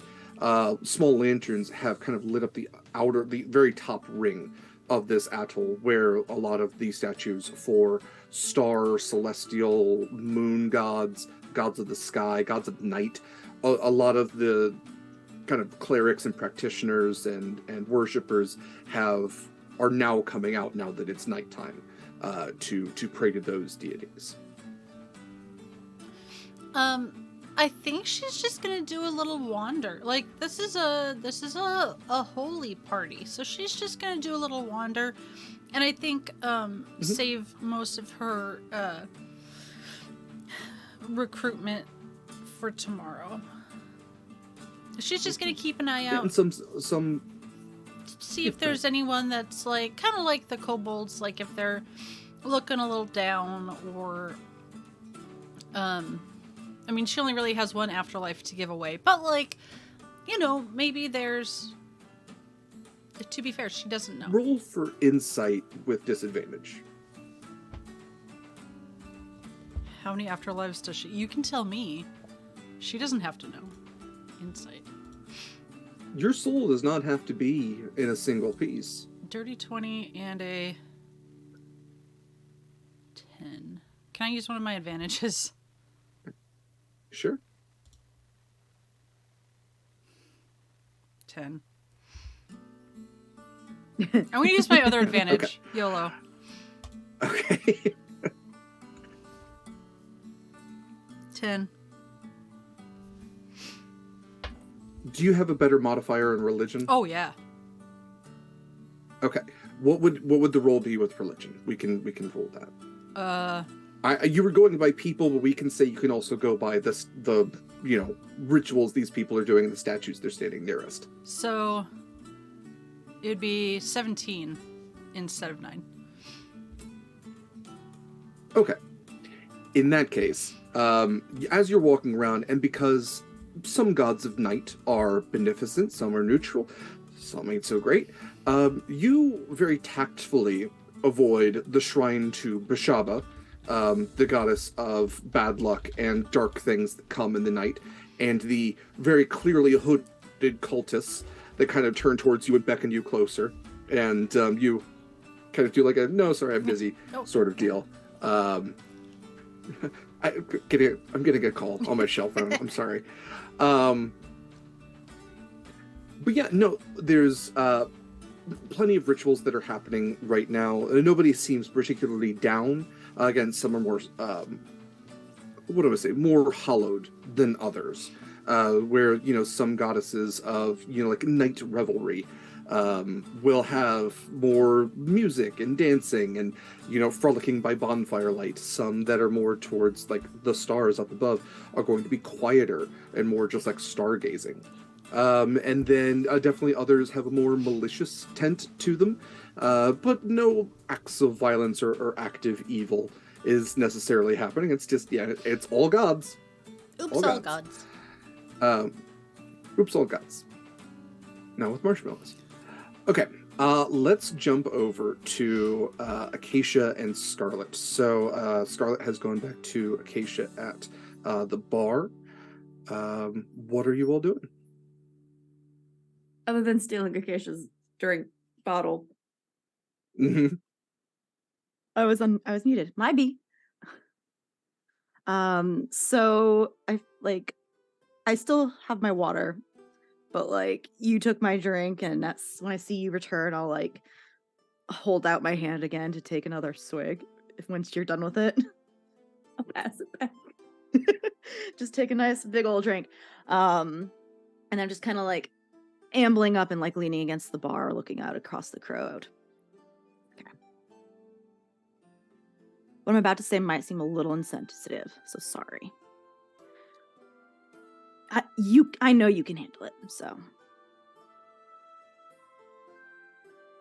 So before, when you were living on the Fen, Mm-hmm. you didn't have a lot of friends, right? None. I didn't think so.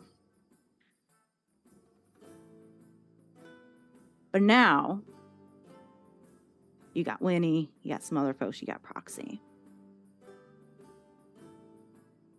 Is it worth it? Having friends? Yeah. Since you've experienced both sides of the coin. Well, I They have gotten me out of more shit than I wouldn't gotten myself out of, so. Yeah, but a lot of people can get you out of shit. They don't have to be friends, and they don't have to be friends. Generally, if they feel obligated to you, sure. But not a lot of people feel obligated to help me. It does some shitty things. Yeah. But back then, I'm sure people would have gotten you out for whatever reason, XYZ. Only because Eula says so. But it doesn't change the fact that they could. Sure. I'm talking from a purely friendship, companionship standpoint. Not who's going to scratch each other's back for favors. Because favors can be easily gotten in many different ways. You know that. I do. The one thing with friends is they can be used against you. Those who are close to you can be skewed and jaded, depending on circumstances. You could be turned against them in certain situations. And I'm sure vice versa too. Yeah. And that doesn't even account for personal feelings. Oh yeah, no. No one gives a shit about how you personally feel. So I ask again, is it worth it? Because honestly, I'm beginning to think it's fucking not. After everything that went over back on Korra. Scarlett's gonna reach and take another really long drink from the bottle. Like you're halfway reaching for it, and I'm like already throw it like out to you.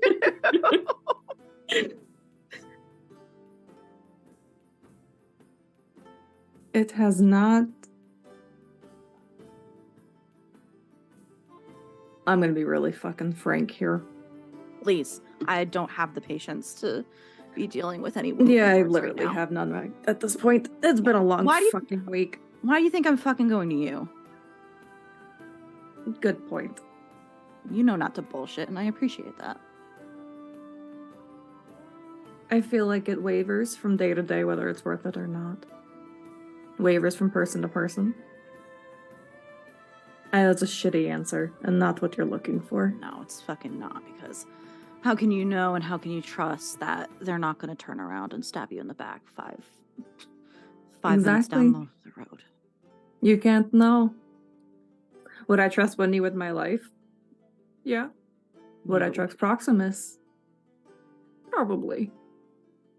A little less now that he knows that I killed Corvus, but you know. Corvus? Yeah, his mentor. That fucking sucks. Yeah. It doesn't even cover it. To be fair, he probably has that's good reason. Yeah. Yeah. I'm going to let you two work that out. I haven't touched it since we dealt with Eula. I should probably do something about that. To be fair, it doesn't look like he wants to kill you, so. There are bigger problems than just that, though. When those are settled, that's a different story. I would say. Yeah, I don't know. I think it's worth it. I lived a lot of my years terrified to make personal connections. And I feel like my life suffered for it. All because I was scared. And while my fears were true, and they came to fruition, that shouldn't hold me and or you back. And what were your fears based out of? Eula using those I cherished against me. I'm not scared. I'm not scared to make friends because of that. But You run with some shady people, so... I do, but also, like, if someone I know who I've literally known for more than half my life, that I looked up to greatly and was a really good friend, betrayed me, how am I not going to know that someone like you or Proxy or Connery who I've known far much less time, is not going to do the same fucking thing? There is one thing I have learned associating with the type of people that I do. Time doesn't mean anything, Acacia. I've heard a couple can people know. say it doesn't exist at all. Time is a made-up social construct, but that's another existential crisis that I don't think we want to teeter into yet. I'm not smart enough for that kind of talk. I am not drunk enough for that kind of talk. Well, that part can be changed. That part can be changed, but maybe it shouldn't. I do have a crew to somehow manage to put together. I don't know who put me in charge. Myself? Maybe? You kind of have the de facto forceful personality that just kind of puts you in that situation. To be blunt. That's fair. It's all fake, but that's fine. You also have the reputation. Reputation probably got me killed at one point. Yeah, well, a lot of things can kill you, so what are you gonna do about it? I have seen some shit here recently that would make everyone in this bar run for the hills. So. Hey, me too. I hold out my drink to cheers with you. There's apparently fucking tentacles in the sky, so... You know, I don't know what's worse. The things that I know creeping in the ocean. Or that, honestly. Space and deep sea both are fucking terrifying. Honestly terrifying.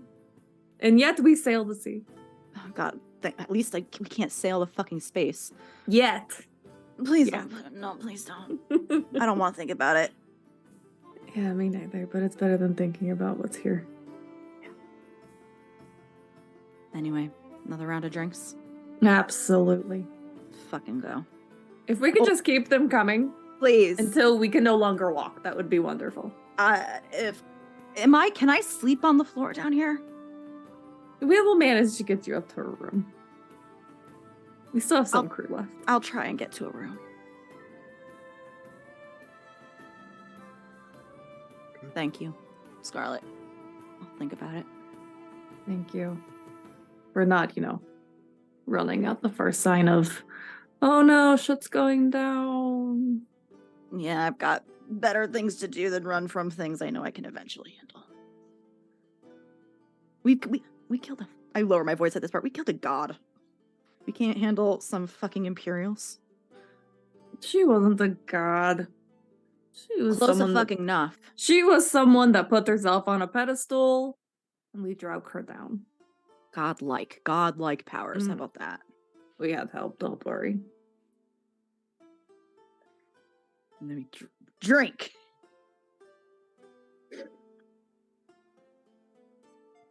Is there anything anybody else would like to do before this night ends and you all take your respective sleep analogies? And we all face the consequences of our actions. Which consequences? There have been a lot. The hangover. Oh, yep. The immediate consequences. Winnie does, just for the record, want to head back to Holy Spirits, or I think you said that's where there was also an inn. Yeah. Mm-hmm. The upper floors are where there are accommodations. She'd like to make sure that she stays there for the night eventually. Okay. Is everybody staying at the Holy Spirits? Okay. Proximus is going to stay. He's not slept in the water for a very long time. Mm-hmm. So he's going to go back to the statue where Persona is. And he is going to maybe just sleep in the low water of the beach. Sure. Yeah. That would be doable. This is a blue hole, so there definitely is an impossibly deep area to it. But you can sleep towards the beach. We'll say that, Triton's used to that sort of thing, somewhat buoyant when they sleep. So you'll be fine. Okay. Wait, hold on. Before everyone goes to sleep, you all get this is mostly to Winnie, but everybody hears it. Scarlet and I got a room at the inn. I think we're sharing a room. I couldn't get up to the room otherwise, so we're sharing a room. Winnie is about to fall out on the ground. Winnie is muted is the problem. Winnie is that GIF with the calculations, just yes. The Wii music plays. Okay. Dun, dun, dun, dun, dun. Have fun. Be safe. Drink water. Happy for you. Oh no.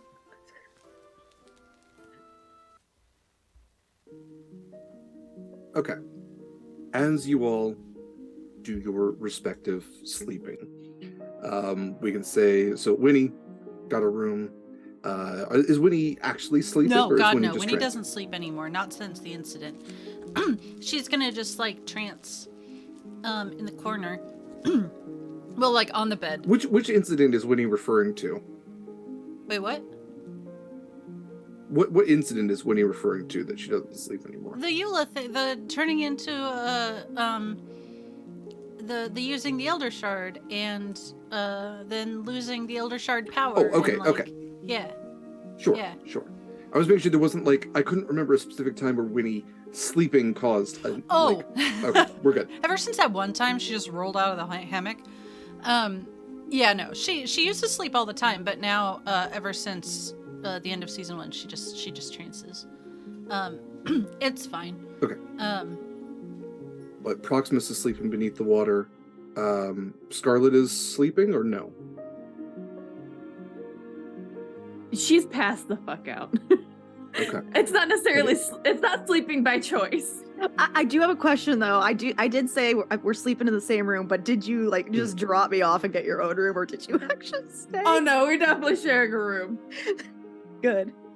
You're on the bed, and my top half is laying on the bed. That is First half weird off to the spooning. side.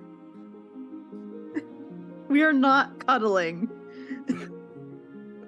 Okay. With that, I will need everyone except for Acacia to roll a wisdom saving throw.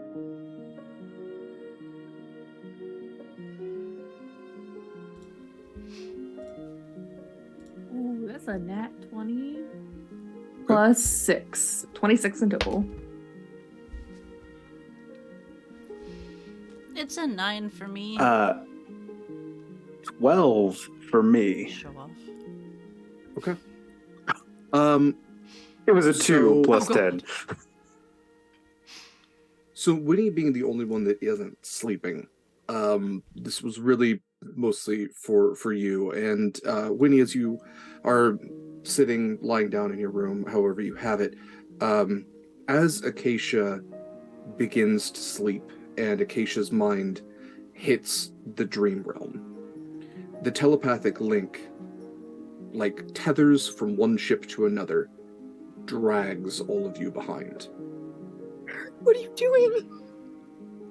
So all of you that were sleeping, you now find yourself in Acacia's dream.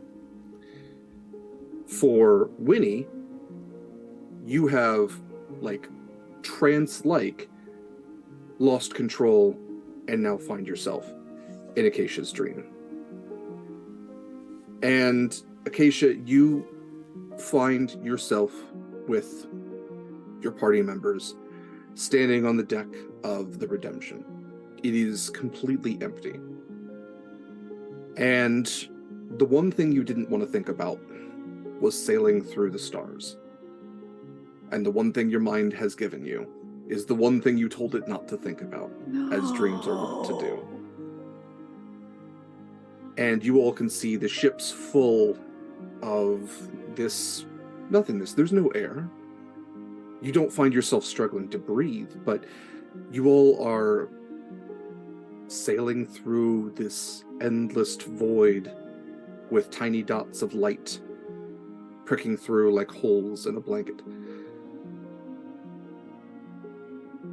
Anything any of you would like to do? That you all have a level of autonomy and consciousness, however dreamlike this might be, the surreality is still something that you can manage around you. Can I still be drunk in the dream? There's in a way, the lucidity of it, even when you're lucid in a dream, it still kind of feels like movement isn't right.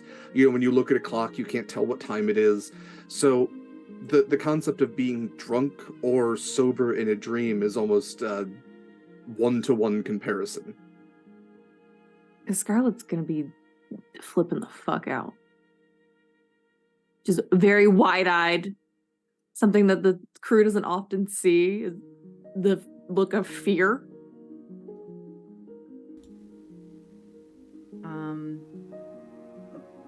This is just the stars, right, Derek? Yeah, as you're looking around, it's just starlight. So there's a mix of I'm at the rail. That's the word I was looking for. Hands clenched around the wood. Also a look of awe, but also a tinge of fear as we're sailing. I haven't noticed. This beautiful, endless night sky where there's no artificial light to block anything out. So very much like we would see the Milky Way with like this cosmos in it. There are these pinks and purples of this nebula that exists beyond the solar system that Damaris is within. I haven't noticed. I either haven't noticed y'all, or I've just like written you off as like your dream selves, and not actually being here. Winnie's gonna climb to the crow's nest. Okay. I was Proximus was good. I was going to jump and see if I could jump to the crow's nest to be out of the way. And Winnie, as you climb, you feel this weightlessness, and you and Proximus are nearly racing to get to the crow's nest. You climbing up the webbing, but your feet aren't part of it. You're mostly just using it to guide yourself. As Proximus, you launch into this anti-gravity, and you both find yourself around the crow's nest. Proximus, you might even be just hovering there. And again, with this blanket of just space all around you. And as the ship begins to tilt, you see Damaris there laid out before you. This blue marble with this swirling clouds. And again, like Acacia saw, you can see the sea of eternal tempest with this storm constantly swirling there.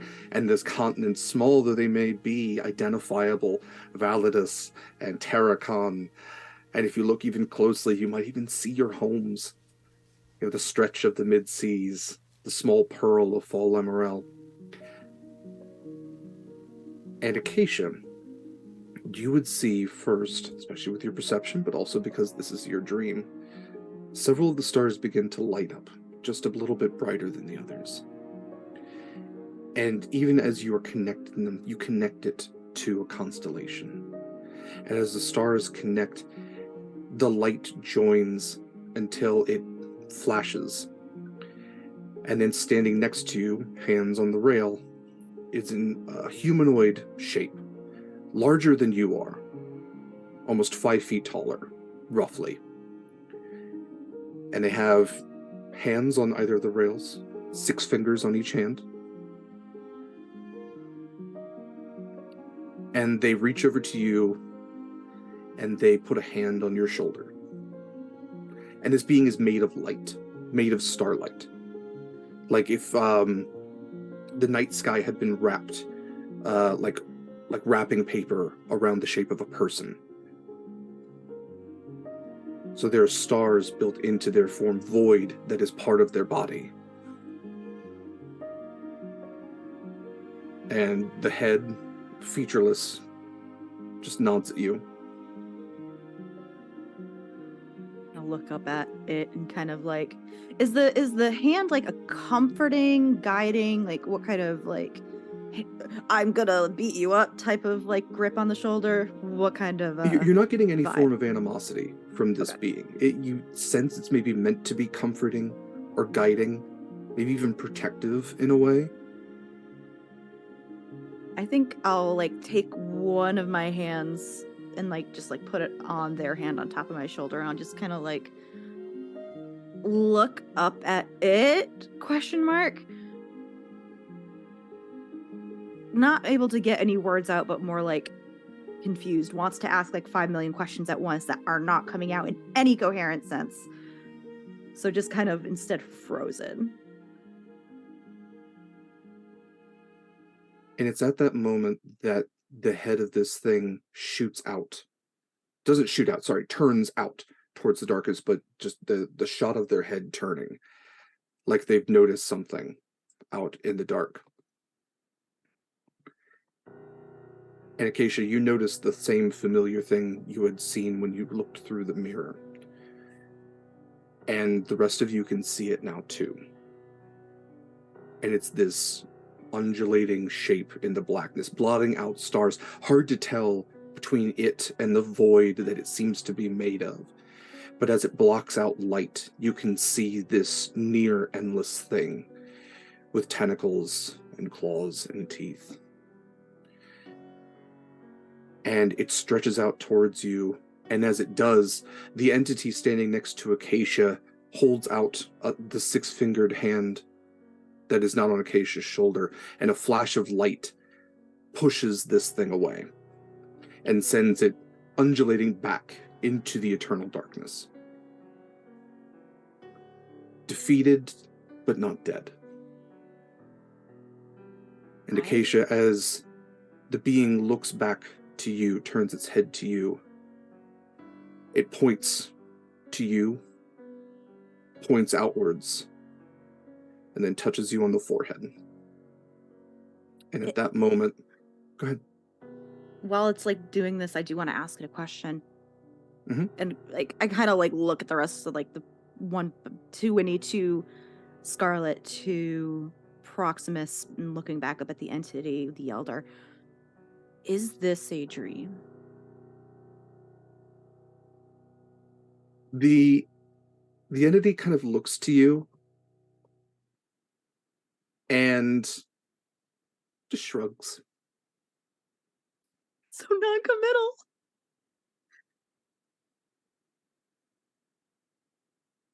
And at that moment, your dream ends, and it is morning.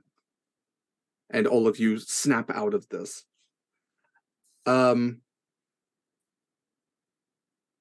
Scarlet, you hear a lot of clattering foot beats as I get rushed to my hooves. You're all right? No. Same. Fucking too much to drink.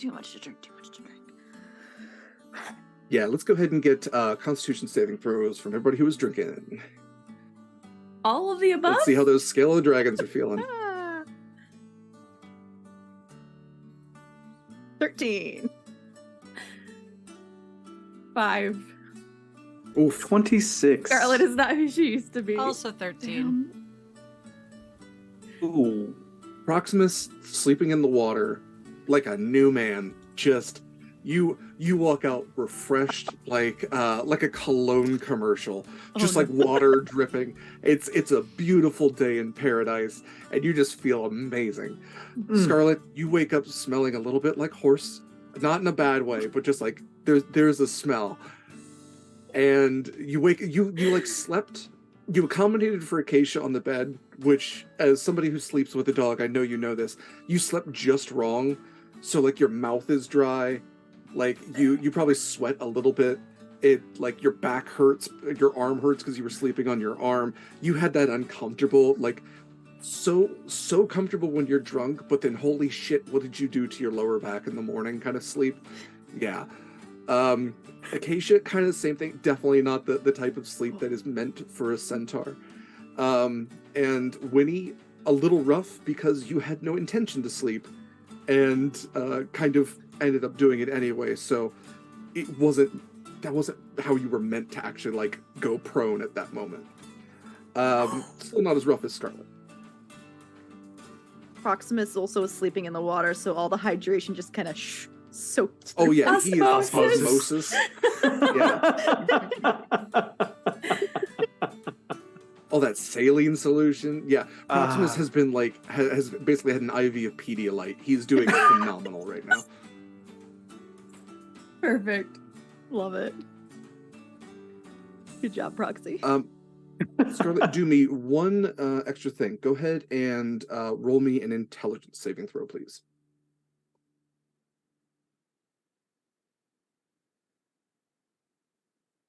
I'm gonna use an advantage.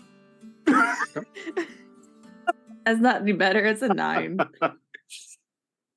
Okay. You can't be 100% certain, but the one thing that you're holding on to from whatever that was last night, whether that was a dream or a vision or the same thing, the one thing you're pulling from is that what you saw out there looked very familiar. What you saw undulating in that darkness I don't like was that. not the same, But adjacent. but similar enough. Yeah. Still don't like it. Do with that what you will. Derek's like, you don't have to like it. It's my world. You're playing in it. Sorry, this isn't the Care Bear TTRPG coming out this fall.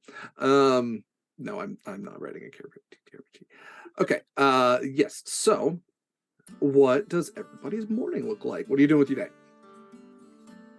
Scarlet, I think when we both wake up, Acacia's like anxiously trotting around while like freshening up. So like the water bowl on the bedside, like try to get the sleep out of the face, like brush teeth, get the dryness out of the mouth, all the while mumbling and like fucking had a. First it was a vision where I was comatose for 3 hours about a tentacle space thing, and now it's another fucking dream, and it's just so on back and forth. Like, don't fucking need this. Can you talk to yourself a little quieter? Please? Sorry. Alright. I'm gonna see if I can make it to the water. Do you want me to bring it to you? Because you look No, I need to be in terrible. the water. Oh, the water. Okay. Yeah. Do you want to ride? Are you offering? Yes. Okay. All right. Hobble on. We'll just like throw herself in the back, just like the wrong way, obviously. Just don't like- pull any. Yeah, like a person who's been lassoed in Red Dead Redemption. Yes, you lay over the back of this centaur. Just don't pull any hair out, please. All right. It's not my cup of tea anyway. Then I'll start off carefully walking you down to like some kind of the closest water, and it probably fucking hurts with every step, like jabbing pain in the forehead. Oh yeah, because it's sunny too, and like everybody there's movement about because it's a tropical paradise. It's terrible. How many you party make it down to members the do water. we walk by? So yes, you make it down. You see that Proximus is down there looking phenomenal, and maybe just like shuffle Scarlet into the water with an unceremonial splash. Yeah, so Proximus, you see Acacia and Scarlet. Winnie, what would you be? How is your morning going? Are you also headed there, or perhaps somewhere else? Every morning is great for Winnie. Oh, she's the worst. Okay. Winnie's that girl in college that's like, I don't get hangovers. Yeah. We hate them. She's yelling, does anybody want coffee? Yeah. Everybody's like, shut up. Winnie's the one who had like a water bottle where she just poured in vodka and like Crystal Light packets. Is like, I'm the first one who's ever done this. That's the red drink Oh my right gosh. there. Also, That's basically it's what like it is. 8:30 in the morning when she's asking if anyone wants coffee. Like, there's no sleeping in here. Jeez. You get like 5 million things thrown at you. You're right. Remember how people used to like Winnie, and now she's the BBEG. Bye. You had a good run, Win. You had a good run. Bye, Winnie.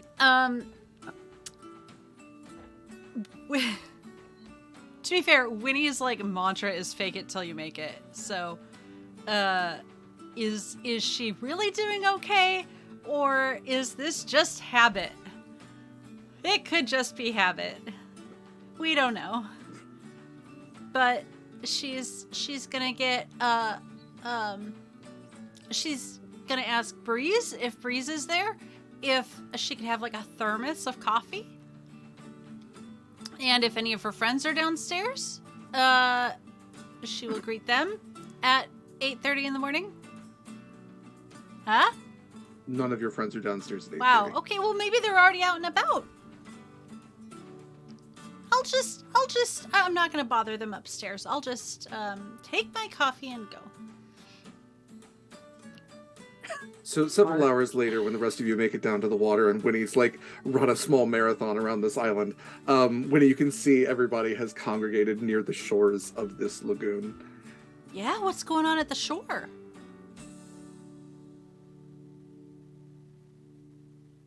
You have all of your party members have gathered. Proximus has made it out of the water. Scarlet has made it into the water. Acacia is like I'm halfway in the like water. I'm half yeah. in the water. Acacia's like one of those toys where you have to press on the bottom for them to become rigid. Like the horse half is fine, but the human half is just like kind of lumped over a little bit.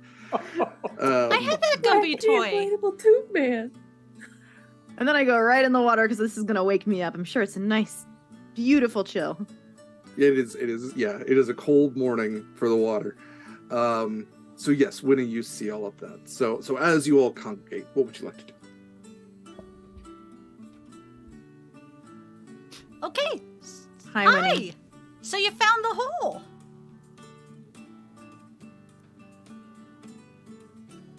Yes. Do you like it? It's scenic. You're really loud. Sorry. It's really Pop scenic. up from the water. Scarlet, do you have a mustache? What are you doing?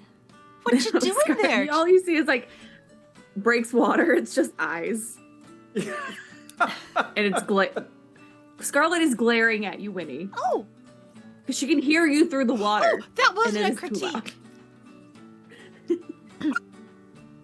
I don't know. This is also, I have to note, what's the last thing some sailors see is a siren, full predator mode, peeking out of the water. When we've established that like Scarlet has like elongated canines and like teeth meant for carnivorous types of She diets. looks scary in the water. Yeah. Yeah, I mean, if everyone's getting in the water, Winnie's just gonna like set her thermos down like carefully, and then jump in. If you can stay, if you just lower the volume. What? She Please? cannonballed. The Winnie. Sorry. Do I have to Oh, roll to no. cannonball, or do I just like? Let's see how good of a cannonball. Okay, it because is. what I Let's go ahead want to and do make is that an like athletics cannonball roll. and Don't then belly flop. like hug Scarlet. Okay, there's no rule Is to hug, Scarlet? unfortunately. Did Scarlet change forms? Yeah, Scarlet's in Right. water form. Nice. Nice, getting nice and stretched out. So, Winnie, I would say that if you want to hug, Scarlet might consider that a grapple right now, considering how antagonistic Scarlet's potentially feeling. So, if you would like to see how good your cannonball is, you may roll for athletics. If you would like to hug Scarlet, I will leave that up to Scarlet how consensual that is. And if you are forcing the hug, this will be I an wouldn't attack force roll. the hug. And Okay. I mean, between Scarlet and Winnie, like Scarlet would probably assume something like that was coming. So, You can feel the glare, yeah. like boring into your very But soul. like, if you really don't want her to do it, like, and you say, Winnie, knock it the fuck off, Winnie's not gonna do it. What am I doing? Acrobatics? Sure, acrobatics could work. 21. Probably better than athletics. Oh, is that what you, I'm sorry. It is better. No, acrobatics I It think is better. But I genuinely didn't remember what you said. So I'm sorry, what was your roll? 21. 21. Fantastic. Cannonball. Major splash. Yeah. Little Jeffrey actually hops out of your bag, like mid cannonball, and is hovering in the air and flossing. I hate it.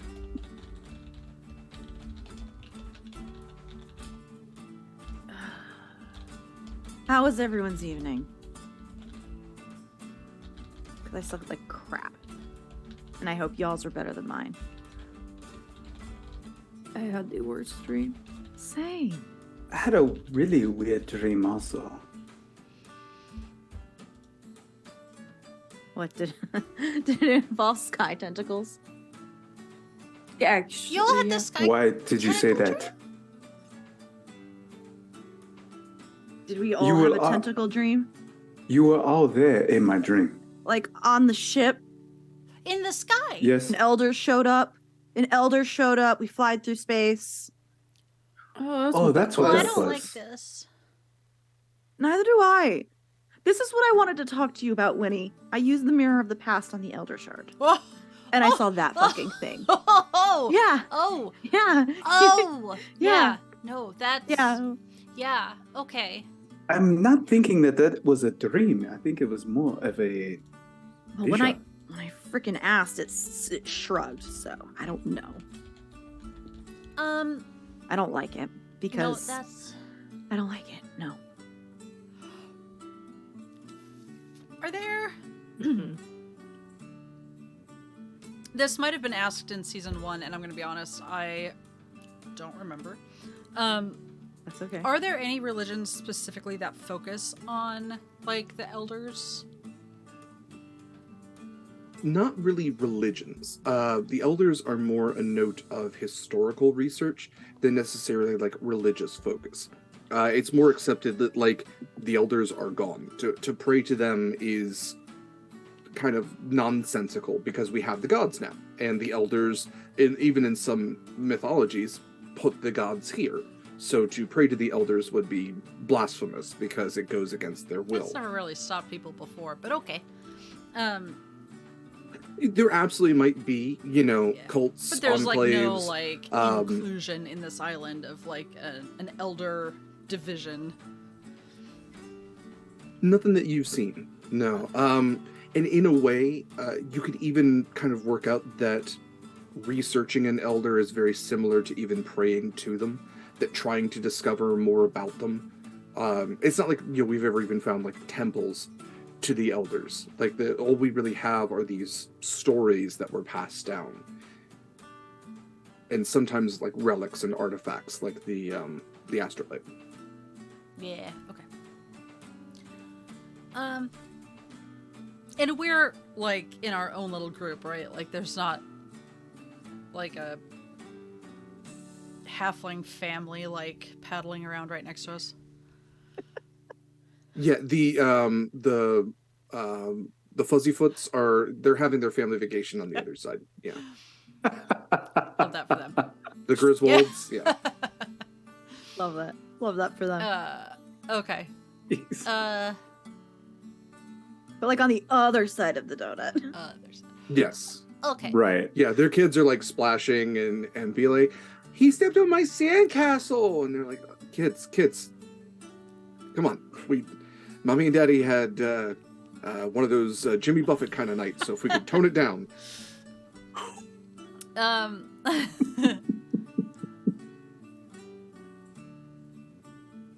So, do we think that, like, Proximus, you said it was, like, maybe a future? Acacia, do you think it was, like, more like someone trying to tell you something, or, like, an echo out of the past? I think it was an echo of the past mixed with the fact that I just didn't want to think about space. Because of said vision I had while I was paying my respects. Yeah, so... Because the elders are dead, remember? Well, sure.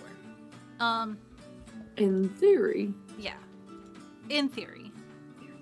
In theory. Regardless, I didn't like that. No. I mean, it was kind of like... Being out amongst the stars was pretty great. The tentacle thing, not so much. No. The being of light, No. the elder, kind of... One of the top 3 things of things I never wish to see again. Don't know what the order is. I was going to ask that, so it's good that you prefaced it with that. Don't know what the order is. They're all equally bad. Between that, the thing that ate Eula, and walking in on my dad's not fun.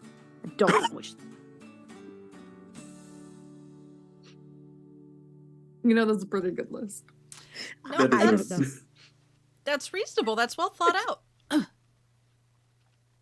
can't keep a straight face. I'm sorry.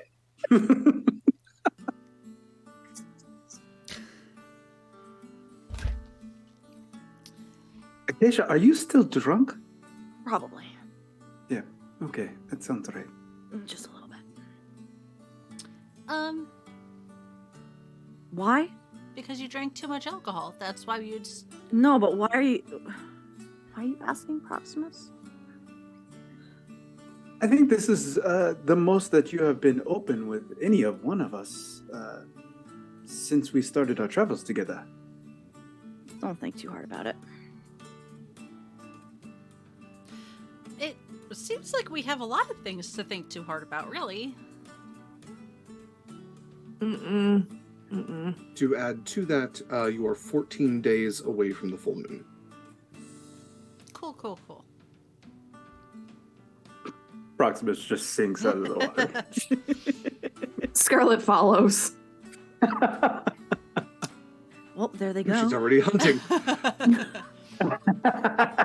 That's easy prey. That's no fun. While they're going under, Winnie, do I smell coffee on you? Oh, yeah, it's in the thermos on the shore.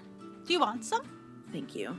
Yes. Do you want me to get it? Do you want to just, like, sit here and, like, soak your clothes? No, I'll Okay. go get it. Thank you. I'm gonna do just, like, a little bit of exploring and clear my head.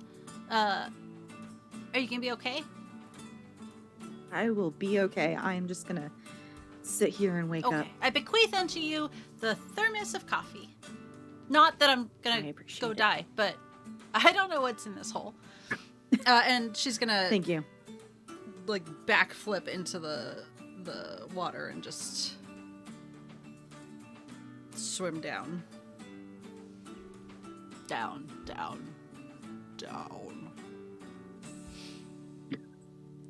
Okay.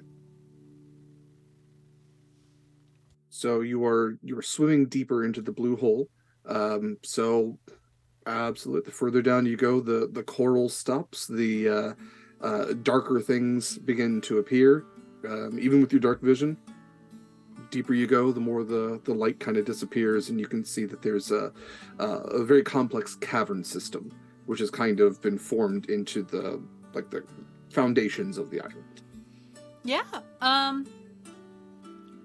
Eva, having played multiple video games, hates this. Winnie is just gonna like go explore a little. Go ahead and roll me for. Are you just looking around, or are you looking for anything in particular? She's kind of in an effort to clear her head. She's kind of going back to her like scavenging route. So she's kind of poking around, seeing if there's any like remnants of like people that were there before, or like what could have made these caverns, or if they're just like hollowed out from the tides. Like she's in like exploring mode. Sure. Go ahead and roll for perception. No, why did we do a music shift? Perception. Oh, you know I do why. Oh, 25. Great. So, Winnie, as you go looking around and you come to almost this shelf, you still haven't found what is the bottom. You kind of get this look around at these caverns and see that a lot of them, all of them, are naturally formed. It's just from kind of wearing away, and also that's how blue holes kind of exist, is they're able to support this larger landmass, but still have this very deep water, which still maintains, being salt water and not stagnant like a swamp would be. But it's when you're getting lower that you notice that one of the stalactites kind of like reaching up from the bottom, kind of reaching off from one of these. Actually, those are stalagmites. No, a stalagmite. Oh, you are right. Yeah, because a stalactite hangs tight to the ceiling. A stalagmite goes up. I had it backwards. We You're had right. this discussion, Derek.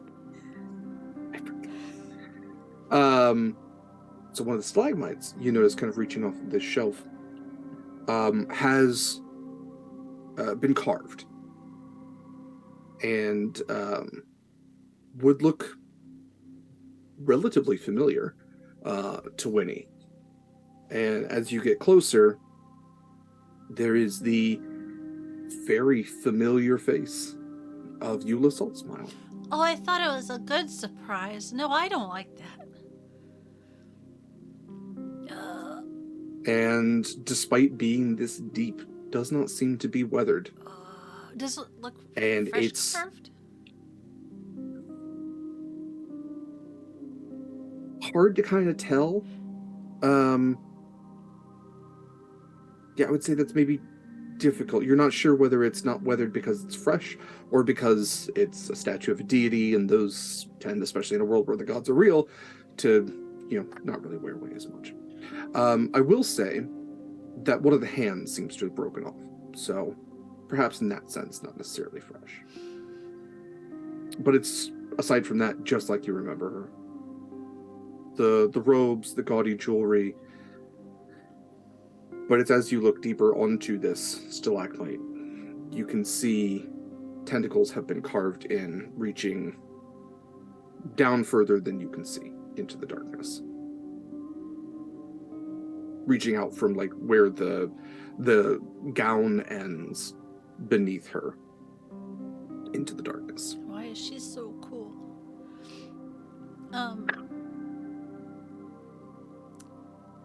Weenie is baby, so she's not gonna swim past Eula because I don't want to say superstition, but like, look, Eula's a rough time, so she's just kind of gonna make note. Does it look like that particular cavern goes a lot further back, or is it just like a little indent? So she's kind of connected to a shelf. There's not really like a cavern that is associated. Yeah, it's kind of just like it reaches up from this inky blackness. Okay, so she's sticking out into the hole as opposed to like being further back. Okay. I think finding that Winnie's just gonna do like a lazy loop around the hole and then just kind of like spiral slowly back up. Yeah. And even as you do that, you notice that on some of the other shelves, as you're spiraling around, there seem to be stuff that doesn't look to be just like granular sand, like pieces that look broken off of statues. And they are worn. Some of them have, like, even if you were to touch them, would just, disintegrate into silt.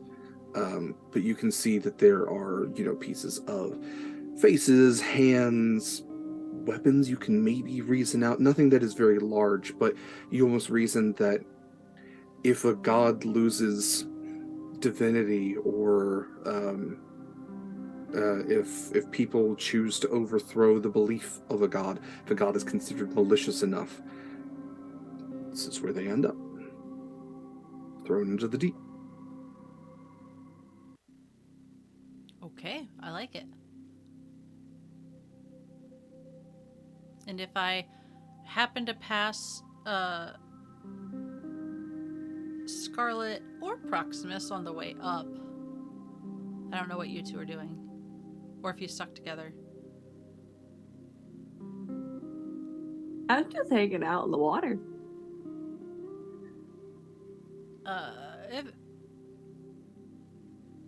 If you're somewhere near where we started out.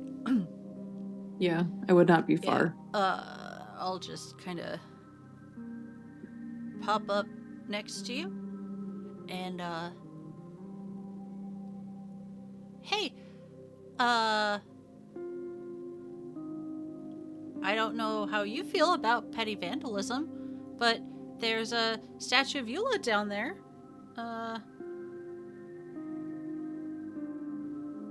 Looking very Eula-y and reasonably unvandalized.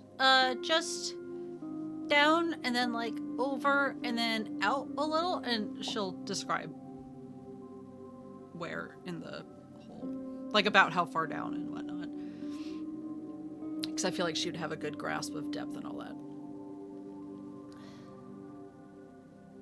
Okay,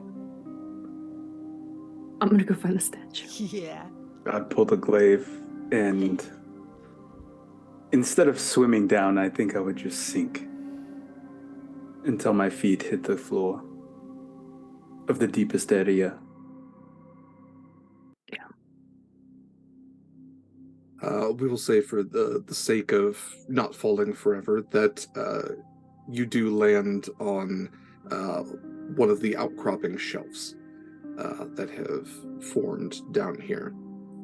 And not far from you, you can see, and it is in the same way that a lot of the deity statues are larger. It's probably about 10 feet, but very detailed, very well carved, and is larger because it depicts the tentacles beneath her as well. And you all see what Winnie saw. The very familiar statue, the very familiar grinning face of Eula Saltsmile. The left hand has snapped off. That was the one that was kind of extended, as a lot of these statues have had an extended hand to take offerings. So the offering hand is gone. The rest of the statue remains. I would like to cast Shatter. Absolutely.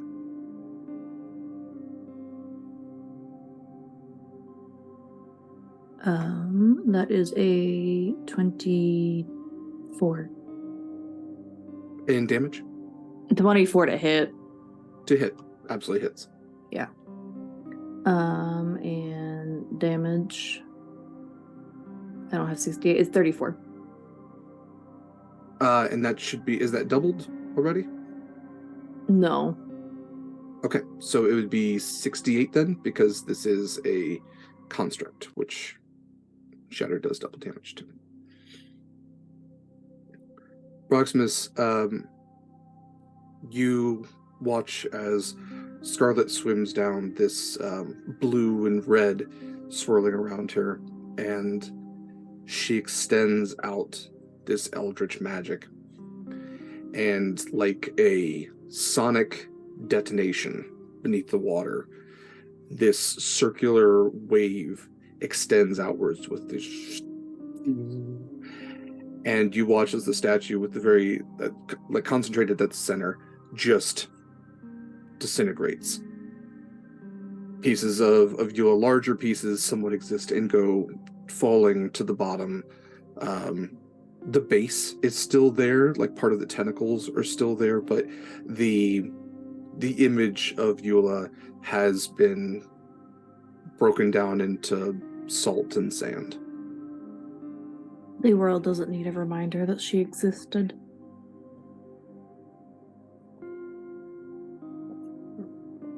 So the base is still there. Mm-hmm. I am going to swing my glaive, and when I do, it turns a white radiant, like most times that you have seen me use a smite before, and it dissipates to Proximus's shock. Not able to commit a full smite to damaging this base. He hits it with full force, but nothing really happens. And it still leaves, a dent that starts to send cracks through, and perhaps over time, the spired pedestal will wear away. Proximus, it's when you get closer, you notice that what's kind of left behind is this kind of ink that's been left in the water from where the statue was destroyed.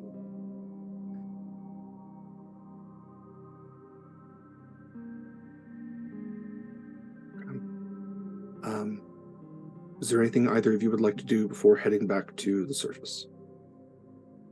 If I could find the base of Persona's column that goes down into this area, he would search that to see if there was any remnants of anyone being down here before. So yeah, the central area with this this oceanic pantheon kind of built into it is almost this central pillar. So Persona is built into that, and you have absolutely swum around that area. You have not seen necessarily any type of like graffiti or defacement that's down here for that.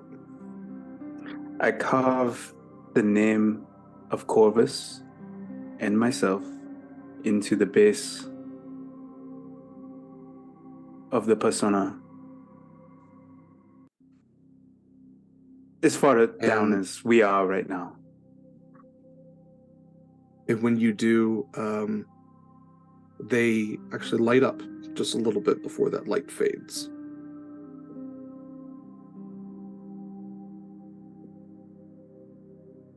And then I'll head back to the surface. Scarlet heading up as well? Okay. Then that is where we are going to end tonight. Okay. Let's go ahead and change the music.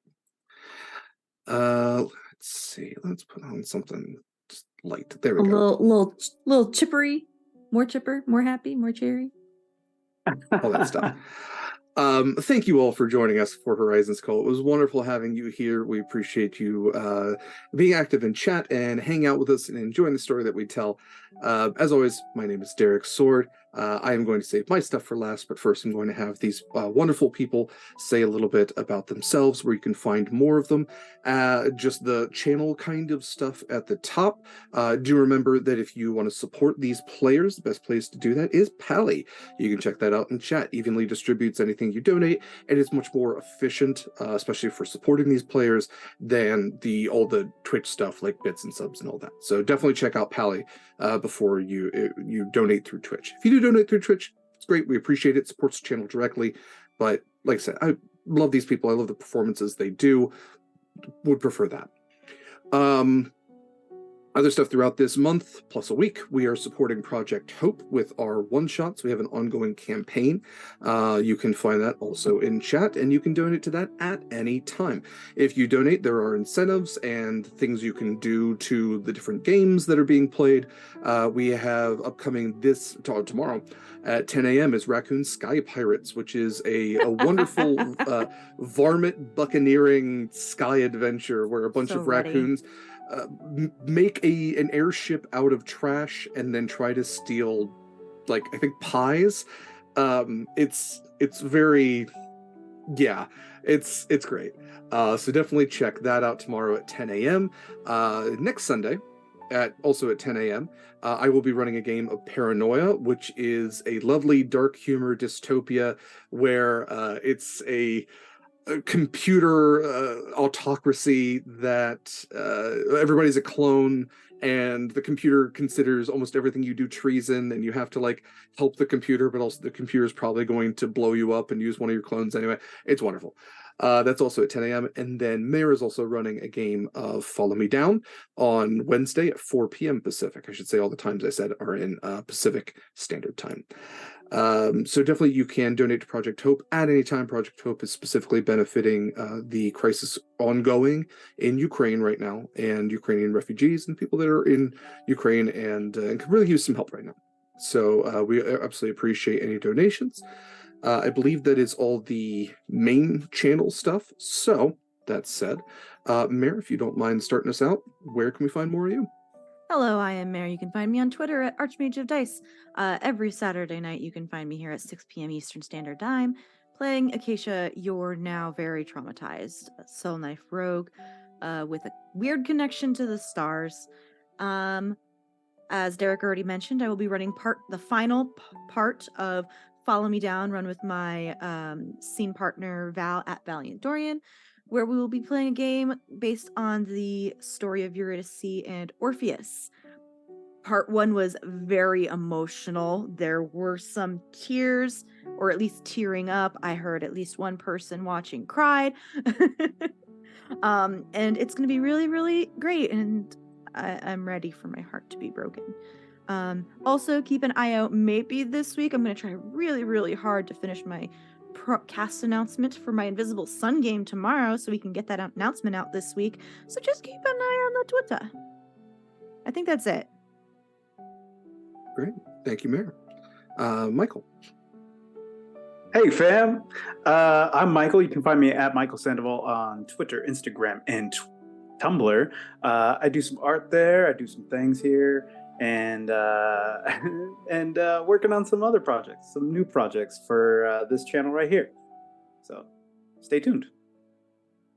Fantastic. And as always, a special thank you to Michael for those fantastic projects, including the art for this game, for several other games, even for some of our one-shots. Michael is fantastic, and we always appreciate him sharing his talent with us. Kayla. Hi, hello, my name is Kayla. I am many faces in many places in the TTRPG realm, as well as painting and gaming on my own channel here on Twitch. You can find me at KMC, no underscore there. I don't do much right now. I paint. We need jobs, hire us. Hire us, I need a job. Yeah, we've been cruising through commissions. None games have sparked joy. So there have been none games, but there's lots of painting. There's lots of commentary. I co-work on Tuesdays if you need chill lo-fi and a space to hang out. Thank you, Kayla. I highly recommend those co-work streams, especially if you need to focus. Nothing better than just having, just knowing somebody else is there and also having some chill music. Absolutely perfect. Eva, darling, if you would like to. Hello, it's me, Eva. I am the other half of Sword and Key. You can find me on Twitter at the Eva Serrates and probably a bunch of other places, but honestly, I don't really post most places at the moment. Cause ADHD. Yeah, Derek kind of covered pretty much everything that we've got coming up.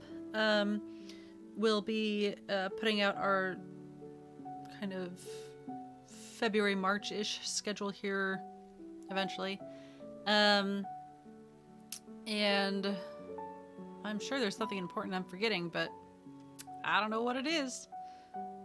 So that's it. That's me. Thank you, dear. Lastly, for me, if you want to follow me specifically, Twitter, dsword16.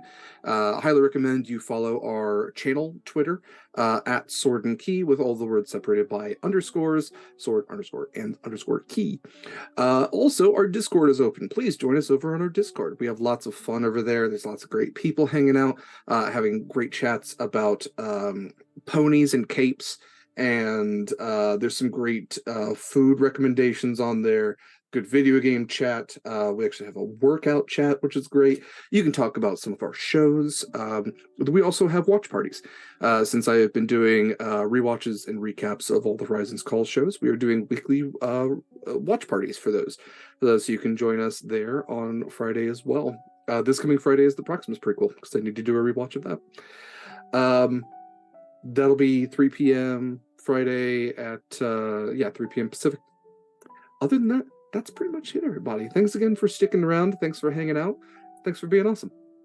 We will see you. We're not playing next week. Michael is off, right? Yes. Okay. We will see you maybe with something next week. Maybe if I plan something last minute. Not 100%. We'll see. We will see you for Horizons Call 2 weeks from now. So until that time, fair winds and following seas, brave mariners. We'll see you in 2 weeks.